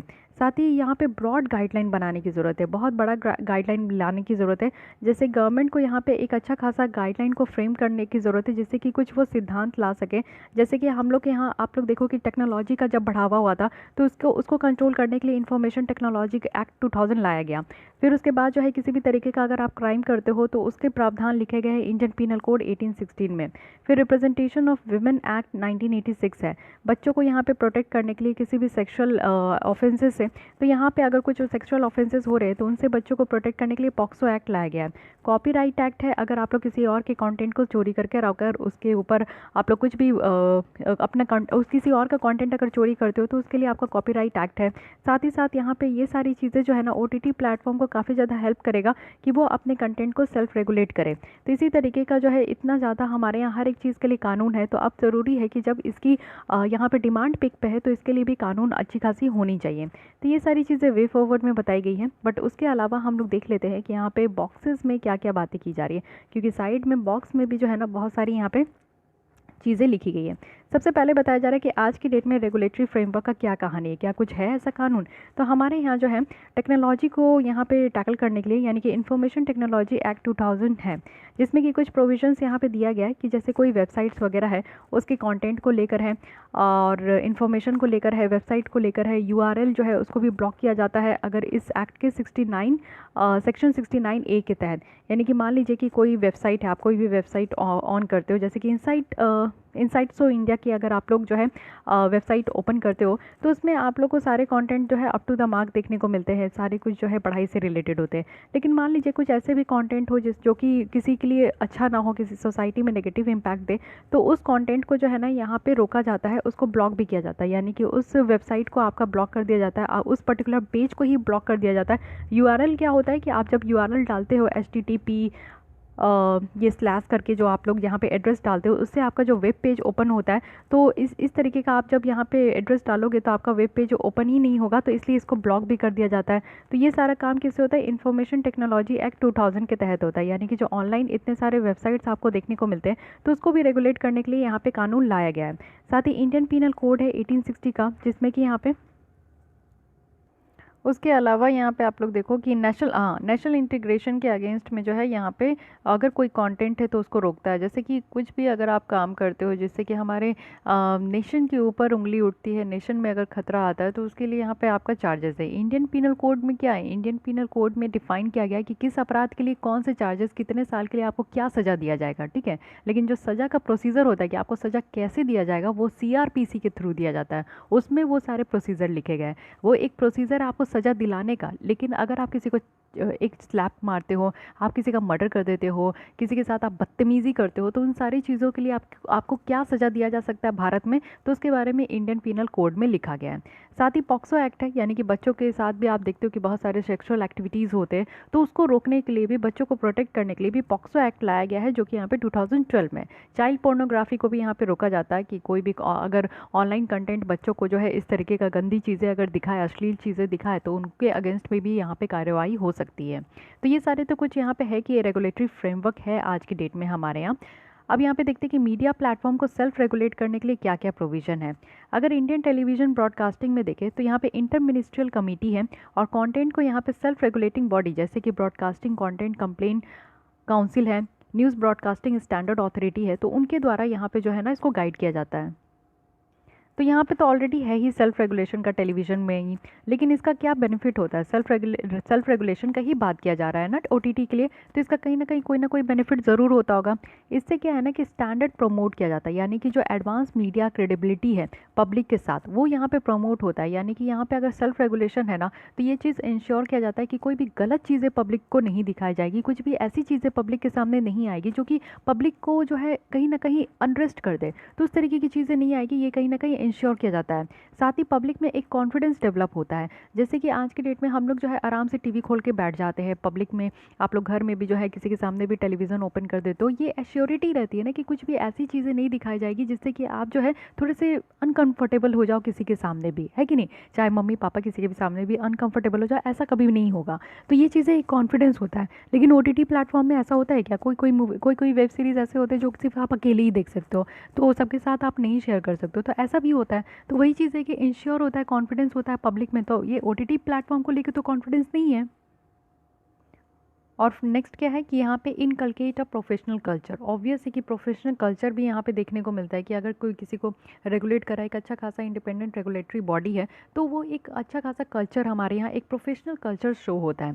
साथ ही जो प्रेशर है जुडिशरी के ऊपर वो कम होगा, क्योंकि अभी आप देखो कि अभी आपके पास कुछ भी चारा नहीं है, क्योंकि इसकी कोई बॉडी नहीं है, कहीं कंप्लेन करने का जरिया नहीं है, तो आप लोग क्या करोगे? आप लोग सीधे कोर्ट जाओगे ना। आप लोग को कोई भी प्रॉब्लम हो रहा है ओटीटी कंटेंट से, तो आप लोग जो है कोर्ट जाओगे, कहीं और जाने का तो होता नहीं है। कोर्ट के पास तो ऑलरेडी 3 करोड़ से ज़्यादा केसेस पेंडिंग है। अगर सारी कोर्ट हमारे कंट्री में मिला लिया जाए तो वो क्या, वो इतना फ्री बैठे हैं कि वो सिर्फ ये सारी चीज़ों को, ये सारे केसेस को डील करे, तो फिर उसके बाद मर्डरर और रेपिस्ट को कौन डील करेगा? तो आप लोग समझ ही सकते हो कि कोर्ट के ऊपर जो बर्डन है वो यहाँ पे कम हो जाएगा ना। साथ ही इश्यूज़ क्या है, तो ठीक है चलो इतना तो फ़ायदा होता है, लेकिन इशू क्या है? इशू भी देख लीजिए, एक नेगेटिव एंगल भी देख लीजिए। सबसे पहला क्या है ना कि यहाँ पे रेगुलेटरी कंसेंसस को यहाँ पे लाने में डिफ़िकल्ट होता है, यानी कि सारे स्टेक होल्डर्स जो है उसको एक्सेप्ट नहीं करते। ऑब्वियस है किसी भी चीज़ को अप्रूव करने के लिए, मान लीजिए कि एक ग्रुप में जो है ना 8 लोग हैं, वो भी डिफरेंट डिफरेंट फील्ड के, और तो उनको अगर यहाँ पे ओके कराना है किसी चीज़ के लिए, तो आपको लगता होगा, आप भी देखते होंगे कि आपके फैमिली मेंबर में ही अगर 8 लोग हैं, सारे लोगों को मिलाकर, तो किसी भी चीज़ के लिए अगर यहाँ पे डिसीज़न लेना होगा, तो सारे लोग तो एक ही साथ हाँ नहीं कर देते हैं, सारे लोग एक ही साथ ना नहीं कर सकते। सबका अपना अपना व्यू होता है, सबका अपना अपना यस और नो का क्राइटेरिया होता है, तो फिर सबको मनाने में भी दिक्कत होता है। कभी कभी तो कोई कोई लोग मानते भी नहीं हैं, तो ये वाली भी प्रॉब्लम हो जाती है। घर में जो है कुछ भी अगर डिसीज़न लेना हो तो उसके लिए मनाने में प्रॉब्लम हो जाती है कि नहीं? तो ये मुश्किल है कि अगर सारे स्टेक होल्डर्स हैं ना, तो उनको एक्सेप्ट कराने में मुश्किल हो जाती है। नेक्स्ट है कि टूथलेस इन नेचर है, क्योंकि आप लोग देखो कि इंडिपेंडेंट इन्फोर्समेंट मैकेनिज्म की कमी है। अगर एक बॉडी भी बना देते, इंडिपेंडेंट अगर बना देते, तो क्या गारंटी है कि वो अपने अच्छे से काम करेगी? क्या गारंटी है कि वो पूरी अच्छे तरीके से ओटीटी प्लेटफॉर्म को यहाँ पे रेगुलेट करके चलेगी? तो बिना दांत के ही इसको बॉडी कहा जाता है, ऐसे ऐसे बॉडी को। साथ ही इंटरप्रिटेशन के लिए भी ओपन है। सेल्फ रेगुलेटरी कोड जो है ना, उसको इंटरप्रेट भी किया जा सकता है डिफरेंटली बाय डिफरेंट प्लेटफॉर्म, तो ये भी एक तरीके का इशू है। सेल्फ सेंसरशिप भी है, यानी कि आप अपनी मूवी को अपने ही सेंसरशिप के लिए जो है आप क्लियरेंस दे दो। तो ये तो इंटरनली आप देखो कि इससे क्या हो सकता है ना कि लोग जो है अपने आप ही जो है सेंसरशिप को जो है क्लियर कर लेंगे, और जो यहाँ पे सिक्योरिटी है उसको भी अवॉइड कर सकते हैं। सॉरी, ये स्क्रूटनी है, ठीक है, वही मुझे लगा। ये स्क्रूटनी जो है उसको भी यहाँ पे अवॉइड कर सकते हैं। स्क्रूटनी क्या होता है? चेक एंड बैलेंस करना, ठीक है, क्रॉस चेक करना किसी भी चीज़ को। तो अगर सेल्फ रेगुलेशन बॉडी होगा तो यहाँ पे ओटीटी वाले जो होंगे कुछ पैसे वैसे दे के जो है अपना, एक होता नहीं है, लोग तो जानते ही, वो जान पहचान कहीं से भी ले आए और उसके बाद थोड़ा बहुत पैसे वैसे दे के जो है अपने बस अपने अंडर में कर लेते हैं और उसके बाद अपना काम निकलवा लेते हैं। तो वो भी काम हो सकता है कि सारी वेब सीरीज़ को जो है ऐसे ही पब्लिश किया जा सके, कुछ मॉनेटरी बेनिफिट के लिए भी किया जा सकता है। तो ये सारी चीज़ें इसकी नेगेटिव बोली जा रही है। साथ ही अब देख लेते हैं कि इसके अगेंस्ट में क्या आर्गूमेंट है, क्योंकि हमने सिर्फ फेवर में देखा, तो अगेंस्ट में भी आपको देखना होगा। सबसे पहला है ना कि यहाँ पे सेंसरशिप का इसका डर है, क्योंकि आप देखते हो कि जो फिल्म यहाँ पे आती है, अगर फिल्म में, किसी फिल्म में भी अगर किसी भी तरीके का जो है कोई भी एडल्ट सीन होता है, या फिर कोई भी ऐसा हेट स्पीच वाला टाइप का होता है, कोई भी ऐसी सीन होती है जिससे कि हमारी जो नेशनल फ्लैग है उसको कहीं ना कहीं हर्ट हो, या फिर हमारे यहाँ जो है कोई भी तरीके का रिलीजियस जो सेंटिमेंट्स है वो हर्ट हो सकती है, तो उसके ऊपर सेंसरशिप लगा दिया जाता है, यानी कि वो सीन को आप कट करोगे तभी आपकी मूवीज़ जो है रिलीज़ की जाएगी थिएटर में, अदरवाइज़ नहीं की जाएगी।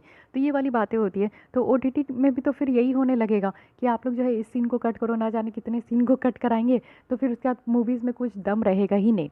तो वही बात है कि इसके डर से जो है यहाँ पे इसके अगेंस्ट में आर्गूमेंट कर रहे हैं कि कोई ज़रूरत नहीं है इसको रेगुलेट करने का। सेकंड है कि यहाँ पे कोई भी एडिशनल रेगुलेशंस की यहाँ पे ज़रूरत नहीं है। आज की डेट में ऐसा कहा जा रहा है कि चलो इन्फॉर्मेशन टेक्नोलॉजी एक्ट तो है ही, तो इसी के अधीन ही इसको ओटीटी प्लेटफॉर्म को ले आना है। नेक्स्ट है कि यहाँ पे जो है फ्रीडम है कंज्यूम कंटेंट का, यानी कि आप लोग देखो कि जो OCCP है ये पुल कंटेंट है, और यहाँ पे यूज़र्स जो है ना अपने खुद के चॉइस को एक्सरसाइज करते हैं। यानी कि आप देखो कि यहाँ पे कोई भी आप लोग अगर नेटफ्लिक्स वगैरह ओपन करते हो तो उसमें आपको डिफरेंट टाइप की कैटेगरी देखने को मिलता है। तो उस कैटेगरी में जो है आप लोग को ये ओपन किया गया कि आप लोग किस कैटेगरीज की मूवी देखना चाहते हो, क्या देखना चाहते हो। आपको वो लोग फोर्स थोड़ी करते कि आप ये देखो, वो आपसे आपका चॉइस मांगते हैं, आप लोग लोग अपनी चॉइस के अकॉर्डिंग सारी मूवीज़ देखते हो। तो ये तो है कि फ्रीडम है, यानी कि कंज्यूमर को यहाँ फ्रीडम है कि आप अपने हिसाब वो अपने हिसाब से कंटेंट देखेंगे। तो अगर यहाँ पे इसको रेगुलेट कर दिया जाएगा तो फ्रीडम जो है कंज्यूमर का चला जाएगा।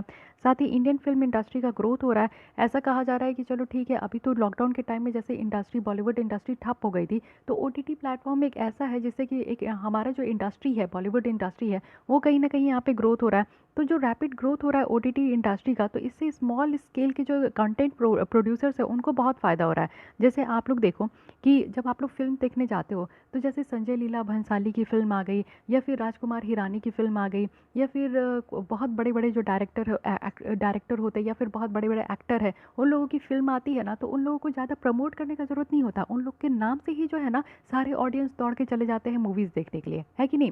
तो छोटे छोटे जो आते हैं, जो न्यू डायरेक्टर आते हैं, या फिर छोटे छोटे प्रोड्यूसर्स डायरेक्टर और जो न्यू कमर्स आते हैं ना, उनको बहुत स्ट्रगल करना पड़ता है इस तरीके के थिएटर मूवी में।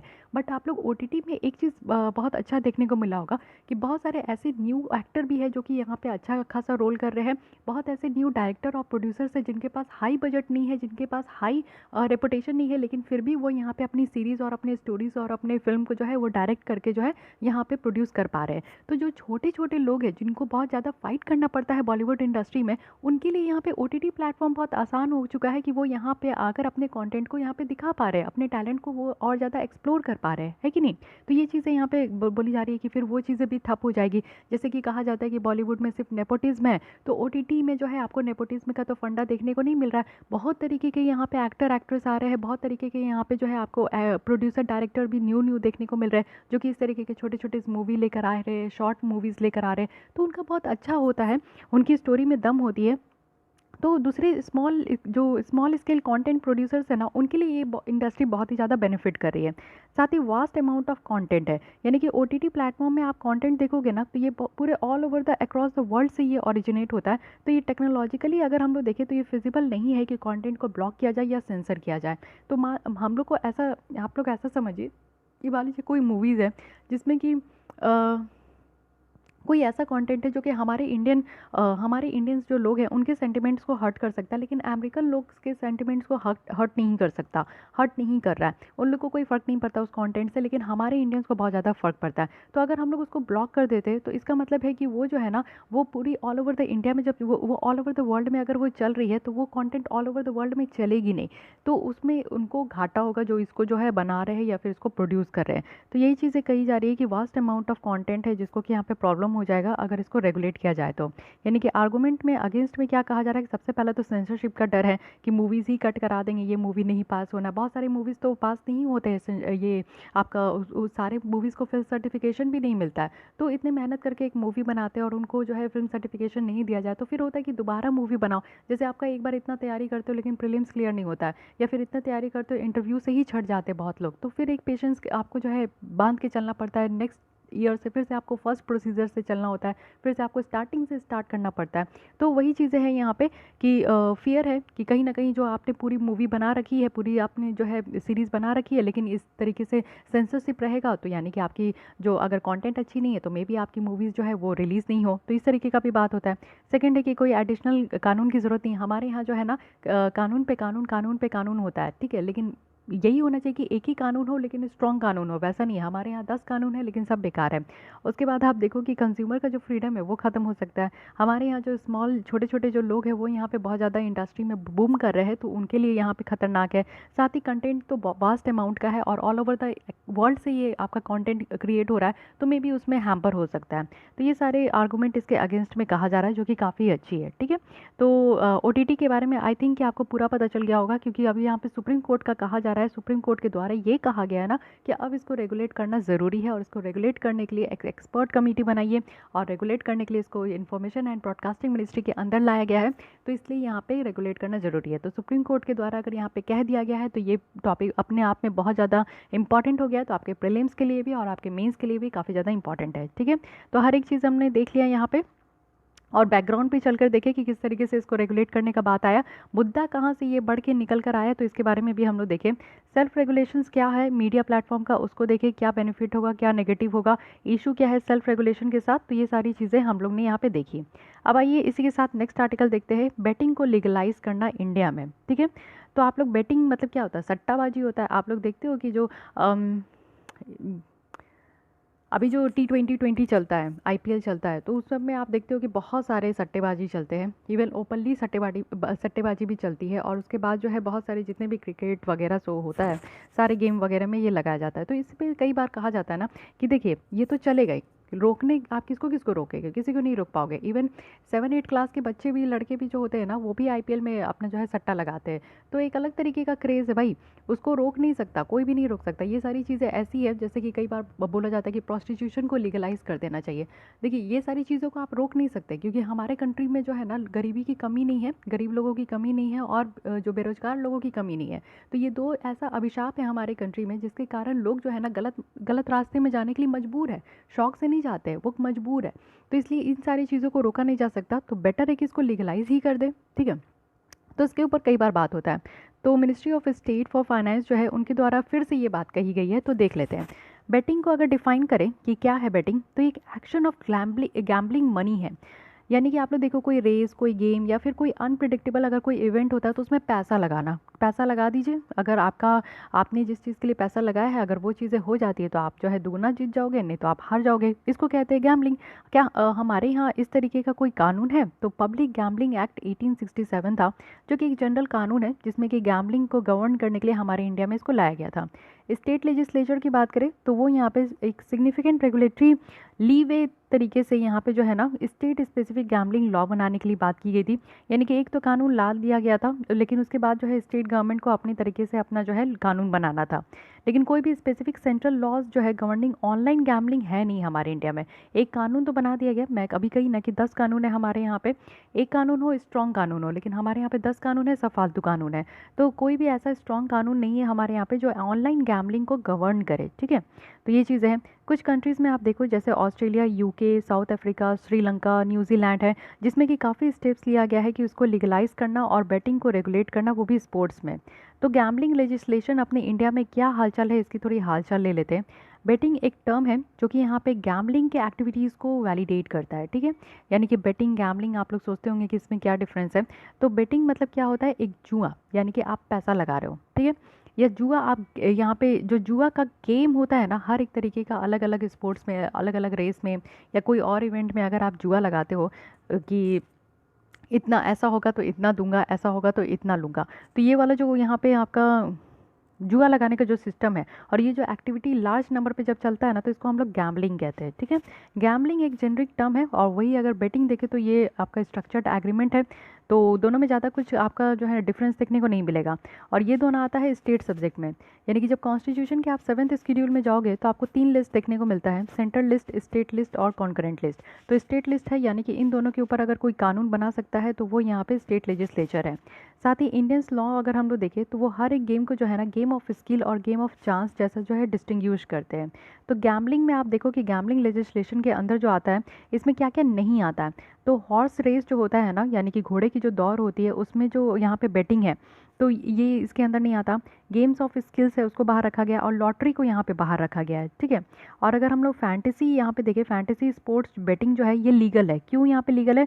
क्योंकि ये एक स्किल का गेम है, यानी कि आपका जो टैलेंट है ना, आपका जो स्किल्स है, उसके लिए ये गेम है। तो फैंटेसी स्पोर्ट्स में अगर आप देखोगे तो आपके ओपोनेंट जो है ना वो दूसरे ह्यूमन प्लेयर होते हैं रैदर देन बुक मेकर्स होते हैं, जैसे कि ट्रेडिशनल आप बेटिंग में देखते हो। तो ये चीज़ें आपको याद रखना है कि हमारे कंट्री में कुछ लीगल है, तो ये है फैंटेसी स्पोर्ट्स बेटिंग लीगल है। सिक्किम और नागालैंड की अगर बात करें तो इनके द्वारा जो है ना परमिट किया गया है ऑनलाइन गैम्बलिंग को, यानी कि जो ऑनलाइन गेम होता है उसमें जो है यहाँ पे सट्टेबाजी आप लोग लगा सकते हो। तो हमारे यहाँ 2 ऐसे स्टेट हैं। अगर तेलंगाना की बात करें, जो कि इसी पॉलिसी को वो भी यहाँ पे फॉलो करते हैं, ज़ीरो टॉलरेंस को, गैम्बलिंग के आगे जो है ये ज़ीरो टॉलरेंस को ये फॉलो करते हैं, दोनों ऑनलाइन और ऑफलाइन। तो ये चीज़ें याद रखनी है सिक्किम और नागालैंड के बारे में। अब यहाँ पे इसके फेवर में आर्गूमेंट देख लेते हैं कि बैटिंग को लीगलाइज करना चाहिए कि नहीं। मैं यहाँ पे चाहती हूँ कि यहाँ पे जो भी मैं बात अभी डिस्कस करूँ उससे पहले आप लोग कमेंट कीजिए कि आप लोग के माइंड में क्या चलता है कि क्या हमारे कंट्री में बैटिंग को लीगलाइज करना चाहिए कि या नहीं करना चाहिए। क्या आप लोग फॉर में हो या अगेंस्ट में हो? फॉर में हो तो क्यों हो, थोड़ा सा लिखने का कोशिश कीजिए, अपनी ओपिनियन ज़रूर दीजिए। अगर अगेंस्ट में है तो क्यों है, क्यों लगता है कि इसको नहीं लीगलाइज करना चाहिए, ठीक है। थोड़ा अपना ओपिनियन भी क्रिएट करने का कोशिश कीजिए, ठीक है। उसके बाद तो हम लोग यहाँ पे डिस्कस कर ही रहे हैं। तो इसके फेवर में क्या क्या आर्गूमेंट है पहले ये देखते हैं। सबसे बड़ा यहाँ पे रेवेन्यू सोर्सेज आपको देखने को मिलता है, यानी कि ये एक सट्टेबाजी एक ऐसा चीज़ है जहाँ पे पैसे का जो है ना इनकमिंग आउटगोइंग बहुत ज़्यादा है। तो अगर इसको लीगलाइज कर दिया जाए और इस पर टैक्स लगा दिया जाए तो सरकार के पास भी रेवेन्यू सोर्सेज आते रहेगा, है कि नहीं। बहुत सारी कंट्री में आपको देखने को मिलेगा कि ये जो है आपका लीगलाइज है। तो उससे क्या होता है ना कि चलो ठीक है, इसको रोका तो जा नहीं सकता, लोग तो यहाँ पे सट्टेबाजी खेलते ही है, तो क्यों ना इसको लीगलाइज कर दे, जिससे कि सरकार की पॉकेट भी गर्म होते रहेगी, सरकार का भी एक रेवेन्यू सोर्सेज जो है ओपन हो जाएगा, है कि नहीं। साथ ही सेकंड है कि यहाँ पे सुप्रीम कोर्ट के द्वारा भी रिकमेंड किया गया कि एक मैंडेट कमेटी होना चाहिए। तो जस्टिस लोधा कमेटी के द्वारा ये रिकमेंड किया गया कि जो लेजिस्लेशन है बैटिंग का क्रिकेट में, उसके लिए रिकमेंड किया गया है। इनका ओपिनियन है कि एक रेगुलेटरी फ्रेमवर्क होना चाहिए यहाँ पे, जिससे कि गवर्नमेंट जो है ना वो यहाँ पे मैच फिक्सिंग मतलब कि बैटिंग को मैच फिक्सिंग से अलग कर सके। यानी कि मैच फिक्सिंग क्या होता है कि पहले ही मैच खेलने से पहले ही ये फिक्स हो जाता है ना कि इंडिया और ऑस्ट्रेलिया के बीच में अगर मैच है तो इंडिया वाले पहले ही फिक्स कर लेते हैं यहाँ पे कि ठीक है इंडिया ही जीतेगा और ऑस्ट्रेलिया हारेगा। तो ये क्या होता है ना कि ये होता है मैच फिक्सिंग। तो मैच फिक्सिंग को कभी भी हमारे कंट्री में लीगलाइज या कहीं भी लीगलाइज करने की बात नहीं की जाती है। फिर तो यहाँ पे बहुत ज़्यादा पैसे लेकर यहाँ पे ऑस्ट्रेलिया वाले हारते हैं, ठीक है। बहुत सारा जो है यहाँ पे अपने प्रॉफिट के लिए हारते हैं, ऐसे ही तो कोई हारेगा नहीं ना, उसके लिए तो आपको ह्यूज ह्यूज ह्यूज स्पेंड करना होगा। ये हो गया आपका मैच फिक्सिंग। बैटिंग क्या होता है कि चलो ठीक है, सारे लोग यहाँ पे इंडिया ऑस्ट्रेलिया का मैच हो रहा है तो सारे लोग जो है, जैसे मैं यहाँ पे लगाती हूँ कि चलो इंडिया इस बार जीतेगा, और बहुत सारे स्टेप्स में लगाया जाता है। आई डोंट नो, मुझे उतना ज़्यादा नॉलेज नहीं है, लेकिन हाँ ये चीज़ें है कि अगर मान लीजिए कि मैं लगाती हूँ कि इंडिया जीतेगा तो तुम मुझे 500 रुपये देना, 1000 रुपये देना, या फिर मैं कितने की भी बोली लगा लूँ। तो ये चीज़ें होती है बैटिंग का, ठीक है। तो यहाँ पे कहा गया था, यानी कि लोधा कमेटी के द्वारा ये कहा गया था ना कि बैटिंग को मैच फिक्सिंग से जो है अलग करना है गवर्नमेंट को, इसके लिए कानून बनाना चाहिए। साथ ही यहाँ पे जो है अदर जो स्पोर्ट्स इंफ्रास्ट्रक्चर है उसको भी ऑगमेंट करने की बात की जा रही है। जैसे आप लोग देखो कि स्पोर्ट्स में ही बहुत ज़्यादा जो है बैटिंग का काम होता है, और स्पोर्ट्स में जो है आपको देखने को नहीं मिलेगा। सॉरी, क्रिकेट में ही सिर्फ आपको बैटिंग का देखने को मिलेगा, और ज़्यादा स्पोर्ट्स में जो है इस तरीके का बैटिंग का आपको नहीं देखने को मिलेगा। साथ ही यहाँ पे इलीगल जो एक्टिविटीज़ होता है बैटिंग के नाम पे, बहुत ज़्यादा जो है इलीगल भी आपका एक्टिविटीज़ होता है, क्योंकि पैसे तो ये गलत तरीके से आ रहे हैं ना, गलत तरीके का पैसे का गलत तरीके में इस्तेमाल होता है। तो इलीगल ट्रेड और कॉमर्स ये सारी चीज़ें होती है, करप्ट प्रैक्टिसेस भी बहुत ज़्यादा होता है, स्पॉट फिक्सिंग होते हैं, मैच फिक्सिंग होती है। तो ये सारी चीज़ें भी फिक्सिंग हो जाती है, पर्टिकुलरली क्रिकेट में तो बहुत ज़्यादा देखने को मिलता है। तो इससे जो है ना आप देखो कि इससे हम लोग इंश्योर कर सकते हैं कि डिटेक्शन ऑफ फ्रॉड और मनी लॉन्ड्रिंग। मनी लॉन्ड्रिंग क्या होता है, ब्लैक मनी को धुल के जो है वाइट मनी में आप कन्वर्ट कर दो। तो इस तरीके का चीज़ें होती है, गलत तरीके से पैसे जो कमा जाता है, या फिर आप सही तरीके से भी पैसे कमा रहे हो लेकिन आप सरकार को टैक्स नहीं दे रहे हो ना, तो वो भी आपके जो है ब्लैक मनी में ही काउंट हो जाता है। तो ये सारे ऐसी चीज़ें हैं जो कि इससे निकलती है, तो इसलिए इसको जो है यहाँ पे रेगुलेट करना ज़रूरी है। यानी कि रेगुलेट कर देंगे तो सरकार के पास रेवेन्यू भी जाएगा, साथ ही यहाँ पे जो भी पैसे आएंगे वो वाइट मनी में काउंट होगा, और गलत एक्टिविटीज़ में लोग भी यहाँ पे इंक्लूड नहीं होंगे, एक ट्रांसपेरेंसी भी मेंटेन रहेगा। दूसरे स्पोर्ट्स में भी इस तरीके का कानून लाया जाएगा। और लोधा कमेटी के द्वारा भी कहा गया है कि लोग कंफ्यूज हो जाते हैं कि बेटिंग और मैच फिक्सिंग क्या है, तो इसके लिए अलग कानून बनाइए, मैच फिक्सिंग के लिए और बेटिंग के लिए। तो ये सारे आर्गूमेंट इन फेवर है। साथ ही यहाँ पे जो है लोन शार्किंग जो है ना वो यहाँ पे बहुत बढ़ जाता है। मतलब आप देखो कि इस तरीके से अगर कोई हार जाता है बैटिंग में, बहुत बड़े बड़े अमाउंट के भी लगाए जाते हैं, तो अगर हार जाता है ना, तो किसी चीज़ के लिए अगर लोन लेते हैं तो लोन लिया हुआ इंसान अगर यहाँ पे हार जाता है तो ये बहुत ह्यूज चांसेस होता है कि वो वापस से लोन रीपेमेंट नहीं करेगा। तो लोन शार्किंग भी इसको कहा जा रहा है, यानी कि डेट कर्ज में लोग बहुत ज़्यादा चले भी जाते हैं, ठीक है। उसके बाद बेटर इन्फोर्समेंट मैकेनिज्म की बात की जा रही है। रेगुलेशन से क्या होगा ना कि यहाँ पे कुछ अच्छे खासे एजेंसीज को एम्पावर मिलेगा कि वो यहाँ पे गैम्बलिंग को जो है ना माइनर के थ्रू जो है, जो बच्चे भी यहाँ पे गैम्बलिंग करते हैं, मतलब मैं जो बोल रही हूँ 7-8 क्लास के बच्चे भी बहुत ज़्यादा इंक्लूड होते हैं ये सारे सट्टेबाजी में, तो उनको रोका जा सकता है। सिर्फ यहाँ पे क्राइटेरिया बन जाएगा जाएगा ना कि 18 साल से ऊपर या 21 साल के ऊपर है तो ही आप बैटिंग का काम कर सकते हैं या फिर आप लोग सट्टेबाजी खेल सकते हो। तो इससे क्या होगा कि जो बच्चे कर रहे हैं तो उनको रोका जाएगा, क्योंकि ये इलीगल एक्टिविटीज़ में काउंट हो जाएगा, है कि नहीं। और एट पर ट्रीटमेंट होगा, यानी कि सही तरीके से ट्रीटमेंट होगा ना। अगर किसी भी चीज़ को लीगलाइज कर दिया जाता है तो उसके लिए जो है पेनल्टी का भी प्रोविज़न होता है, उसके लिए अपराध भी जो है क्लियर कट टू कट जो है वो यहाँ पे क्लियर हो जाता है कि क्या काम कीजिएगा तो आपके ऊपर अपराध लगेगा। तो ये सारी कुछ पॉजिटिव पॉइंट है जो कि कहा गया है। अब इसके अगेंस्ट में क्यों क्या क्या आर्गूमेंट किया जाता है कि क्यों नहीं इसको लीगलाइज करना चाहिए। तो इस तरीके की एक्टिविटीज़ से क्या होता है ना कि एक वल्नरेबल सेक्शन ऑफ सोसाइटी बहुत ज़्यादा एक्सप्लॉइट होता है या फिर बहुत ज़्यादा एक्सपोज होता है। आप यहाँ पे देखो कि हमारे यहाँ जो है गरीब लोग बहुत ज़्यादा है, तो यहाँ पे मे भी जो है ना गरीब लोग और गरीब हो सकते हैं अगर वो हार गए तो एक अमीर लोग और अमीर हो सकते हैं। तो एक तरीके का डिफरेंस देखने को मिलेगा। और ऐसा भी हो सकता है कि जो नीचे तबके के लोग हैं जिनको अच्छी चीज़ों पे पैसे लगाने चाहिए वो बुरी चीज़ों पे भी पैसे लगा सकते हैं। एक जुआ ऐसा नशा है ना जो कि कहा जाता है समटाइम्स कि शराब से भी बुरा नशा है। तो इसलिए जुआ में लोग जो हारते हैं ना वो गलत संगति का असर भी होता है, और हारने में क्या होता है कि वो और अच्छी जगह जो है वो इन्वेस्ट नहीं कर पाते हैं मनी, सारे पैसे ये गलत चीज़ों पे खर्च हो जाते हैं। तो लीगलाइज़ कर देंगे तो यहाँ पे जो वल्नरेबल सेक्शन ऑफ सोसाइटी है वो उनको बहुत ज़्यादा हार्म भी हो सकता है। साथ ही साथ इससे करप्शन और बहुत ज़्यादा बढ़ सकता है, मैच फिक्सिंग, और इससे जो है ना बहुत सारे क्रिमिनल एक्टिविटीज़ भी निकल सकते हैं। साथ ही साथ जो है फिनेंशियल लॉसेस जो है उसकी भी प्रूवन होगी। बहुत सारे लोगों की पर्सनल लाइफ, सोशल लाइफ भी बर्बाद हो सकती है, किसी की इकोनॉमिक स्टेट भी जो है यहाँ पे बर्बाद हो सकती है।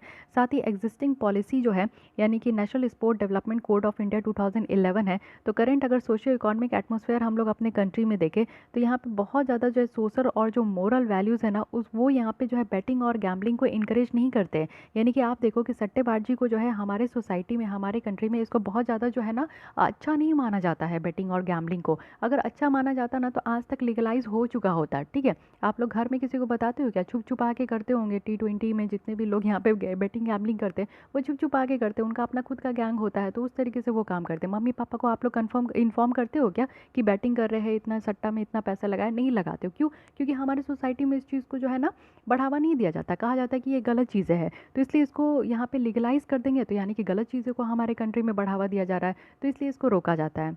वे फॉरवर्ड में बताया जा रहा है कि बैटिंग और गैम्बलिंग जो ट्रांजैक्शन है ना इसको यहाँ पे ऑपरेटर के साथ और जो प्लेयर्स और पार्टिसिपेंट्स के आधार कार्ड और पैन कार्ड के साथ लिंक कर देना चाहिए, जिससे कि ट्रांसपेरेंसी रहेगा। साथ ही एक कैप करना चाहिए कि मैक्सिमम अमाउंट आप कितना लगा सकते हो। कई लाखों लाखों लोग लगा देते, तो वैसे नहीं करना है। एक गेम में कितना लगाना है तो इस तरीके का कैपिंग कर देना चाहिए। गैम्बलिंग ट्रांजैक्शंस को यहाँ पे कैशलेस बनाना चाहिए कि ऑनलाइन ट्रांजैक्शन हो जिसको सही तरीके से ट्रैक और ट्रेस भी किया जा सके। साथ ही यहाँ पे एक अच्छा खासा बहुत कड़ा नियम होना चाहिए जिससे कि फॉरेन डायरेक्ट इन्वेस्टमेंट यानी कि FDI भी अगर बैटिंग गैम्बलिंग में आता है ना तो उसको भी यहाँ पे जो है कंट्रोल कर सके। साथ ही जो पार्लियामेंट है उनको एक अच्छा खासा मॉडल लॉ बनाना चाहिए जिससे कि गैम्बलिंग को वो रेगुलेट कर सके और यहाँ पे स्टेट्स के द्वारा भी उसको अडॉप्ट किया जा सके। तो इस तरीके का बात यहाँ पे बोला जा रहा है जो कि काफ़ी बेहतरीन मुझे लग रहा है। अगर गैम्बलिंग बेहतरीन मुझे लगा। तो गैम्बलिंग के बारे में दोबारा से ये मुझे लगता है कि आप लोग का रिवाइज़ हो गया, क्योंकि 2 साल पहले मुझे लगता है 2019 के स्टार्टिंग में या 18 के एंड में मैं इसके बारे में बात की हूँ। फिर से बात कर रही हूँ, तो आप लोगों को समझ में आना चाहिए कि ये बैटिंग को लीगलाइज़ करने से क्या-क्या इसके फॉर और अगेंस्ट है। लेकिन आप लोग अपनी ओपिनियन ज़रूर बताया कीजिए कि आप लोग को कैसा लगता है कि इसे लीगलाइज़ करना चाहिए कि नहीं करना चाहिए। देखिए, जो भी किताबी चीज़ें आप लोग पढ़ते हो वो तो ठीक है, लेकिन आपको अपना भी एक पॉइंट ऑफ थॉट होना चाहिए ना कि आप किसी भी टॉपिक के बारे में आप क्या सोचते हो। क्योंकि अल्टीमेटली इंटरव्यू में जाकर आपको अपने थॉट प्रोसेस को ही जनरेट करके उसी को इम्प्लीमेंट करना है। ये किताबी चीज़ें जो है ना वो आपको उतना याद नहीं रहने वाला है इंटरव्यू में। तो इसलिए अपना थॉट प्रोसेस को और ज़्यादा बढ़ाइए और बताइए कि आप लोग इसके फॉर में हो या फिर अगेंस्ट में हो, क्योंकि बहुत ज़्यादा ज़रूरी है। इसके ऊपर हमेशा डिबेट डिस्कशन होने वाला है। मुझे तो नहीं लगता कि ये लीगलाइज़ होगा इतने आसानी से, क्योंकि इसको रोकने के लिए हमारा सोसाइटी है, हमारे मम्मी पापा ही काफ़ी है। सबके मम्मी पापा अगर एकजुट हो जाए तो फिर तो इसको कभी भी लीगलाइज़ नहीं किया जाएगा, क्योंकि कोई भी इसको अच्छा नहीं मानता। सरकार अच्छा मानती है क्योंकि उनका रेवेन्यू सोर्सेज एक ओपन हो जाएगा ना। हमारे मम्मी पापा क्यों अच्छा मानेंगे इनको? उनका बच्चा बर्बाद होगा और क्या होगा। लीगलाइज हो जाएगा तो और बच्चे जो है बैठ के पापा को बताएंगे, पापा इतना सट्टा लगा रहे, मम्मी इतना सट्टा लगा रहे, तो फिर तो हो गया हमारे सोसाइटी का, है कि नहीं। तो मुझे तो नहीं लगता, जैसे एज़ पर द हमारी सोसाइटी उस हिसाब से मैं बता रही हूँ। बट देखते हैं कि क्या होता है, कुछ भी हो सकता है। मोदी जी का सरकार है, जब यहाँ पे GST आ सकता है, डिमोनेटाइज किया जा सकता है रातों रात, तो फिर रातों रात कुछ भी हो सकता है कि नहीं। तो चलिए आज के लिए इतना ही रखते हैं। नेक्स्ट हम लोग 2 आर्टिकल और बचे हैं उसको भी डिस्कस कर लेंगे। काफ़ी अच्छी आर्टिकल है, इंपॉर्टेंट आर्टिकल है। आंध्र प्रदेश में 3 कैपिटल बनाने की बात की जा रही है, तो देते हैं। ये क्वेश्चन कल मैं पूछी थी, पहला है यहाँ पे कि जो पार्लियामेंट ऑफ इंडिया है उनके द्वारा कोई पर्टिकुलर कानून को 9th शेड्यूल में रखा जा सकता है, which is absolutely correct. Second है कि जो वैलिडिटी है इस कानून का जिसको 9th शेड्यूल में रखा जाता है उसको किसी भी कोर्ट के द्वारा एग्जामिन नहीं किया जा सकता, ना ही उसके ऊपर कोई भी जजमेंट दिया जा सकता है। तो इसमें करेक्ट बताना first only, second only, both या फिर neither. First statement is absolutely correct, लेकिन सेकंड यहाँ पे इनकरेक्ट है। तो यहाँ पे ऑप्शन सिर्फ क्या होगा, ए, वन ओनली, क्योंकि सबसे पहले जो यहाँ पे 9th शेड्यूल लाया गया था ये हमारे former prime minister Jawaharlal Nehru ji के द्वारा इस शेड्यूल को लाया गया था। 9th शेड्यूल ओरिजिनल जब हमारा संविधान था ना तो उसमें सिर्फ 8 शेड्यूल तक ही थे, लेकिन 9th शेड्यूल को ये लाया गया, उसमें आर्टिकल एक और जोड़ा गया 31B। उसके थ्रू जो है यहाँ पे कहा गया कि कोई भी कानून अगर यहाँ पे लैंड रिफॉर्म से रिलेटेड है तो उसको 9th शेड्यूल में रखा जाएगा, जस्ट बिकॉज क्योंकि उसके ऊपर जुडिशियल रिव्यू ना हो सके, यानी कि कोर्ट जो है अपने विचार ना दे सके, ना ही उसके ऊपर नया जजमेंट आ सके। तो इसलिए उससे बचाने के लिए कानून को 9th शेड्यूल में रखा जाता था, लेकिन कुछ समय के बाद से इस प्रोविजन को खत्म कर दिया गया और 9th शेड्यूल में रहने वाले आर्टिकल्स को 9th शेड्यूल में रहने वाले कानून को भी जो है ना यहाँ पे जुडिशियल रिव्यू के पर्सपेक्टिव में लाया गया। तो यहाँ पे आंसर तो यहाँ पे ए हो गया, लेकिन इसकी कुछ और डिटेल्स देख लेते हैं। आप लोग देखो कि एक ही साल में ऐसा जब ये 9th शेड्यूल का प्रोविज़न लाया गया तो ऐसा देखने को मिला कि एक साल में ही 284 कानून ऐसे थे जो कि इस शेड्यूल में रखा गया, और इसमें से 30 जो थे ना वो अंडर चैलेंज थे, यानी कि ऐसे भी कानून लाए जा रहे थे जो कि सही नहीं था, उसको जो है कोर्ट के द्वारा चैलेंज किया जा रहा था। तो इसी को देखते हुए जो है सुप्रीम कोर्ट के बेंच के द्वारा ये रिकॉग्नाइज़ किया गया कि इस तरीके का जो कानून लाया गया है, इस तरीके का जो शेड्यूल लाया गया है जिसमें कि कानून रखा जा रहा है और उसके ऊपर कोई भी जुडिशियल रिव्यू नहीं हो रहा है, तो कहीं ना कहीं ये प्रॉब्लम क्रिएट करने वाला है। तो इसलिए इसके लिए जो है ना इस तरीके का रखा गया कि अब जो है यहाँ पे कोई भी कानून रखा जाता है तो ऐसा नहीं है कि उसके ऊपर जुडिशियल रिव्यू नहीं होगा, उसके ऊपर भी जुडिशियल रिव्यू हो सकता है, यानी कि कोर्ट भी अपने विचार कर सकते हैं और उसको जो है उसके ऊपर जजमेंट दिया जा सकता है। ठीक है, अब आते हैं आज के लिए आपके पास कुछ क्वेश्चन है। आपको बतानी है कि इंडिया के कौन से 2 स्टेट है जिसमें कि ऑनलाइन गैम्बलिंग को परमिट किया गया है। सेकंड है कि गैम्बलिंग और बेटिंग ये किस सब्जेक्ट के अंदर आता है, सेंटर, स्टेट या कंकरेंट। और ये जो 3 लिस्ट की हम लोग बात कर रहे हैं ये किस शेड्यूल में है। जैसे अभी हमने 9th शेड्यूल के बारे में देखा, टोटल हमारे संविधान में 12 शेड्यूल है, तो आपको बताना है कि ये लिस्ट के बारे में हम लोग किस शेड्यूल में बात करते हैं।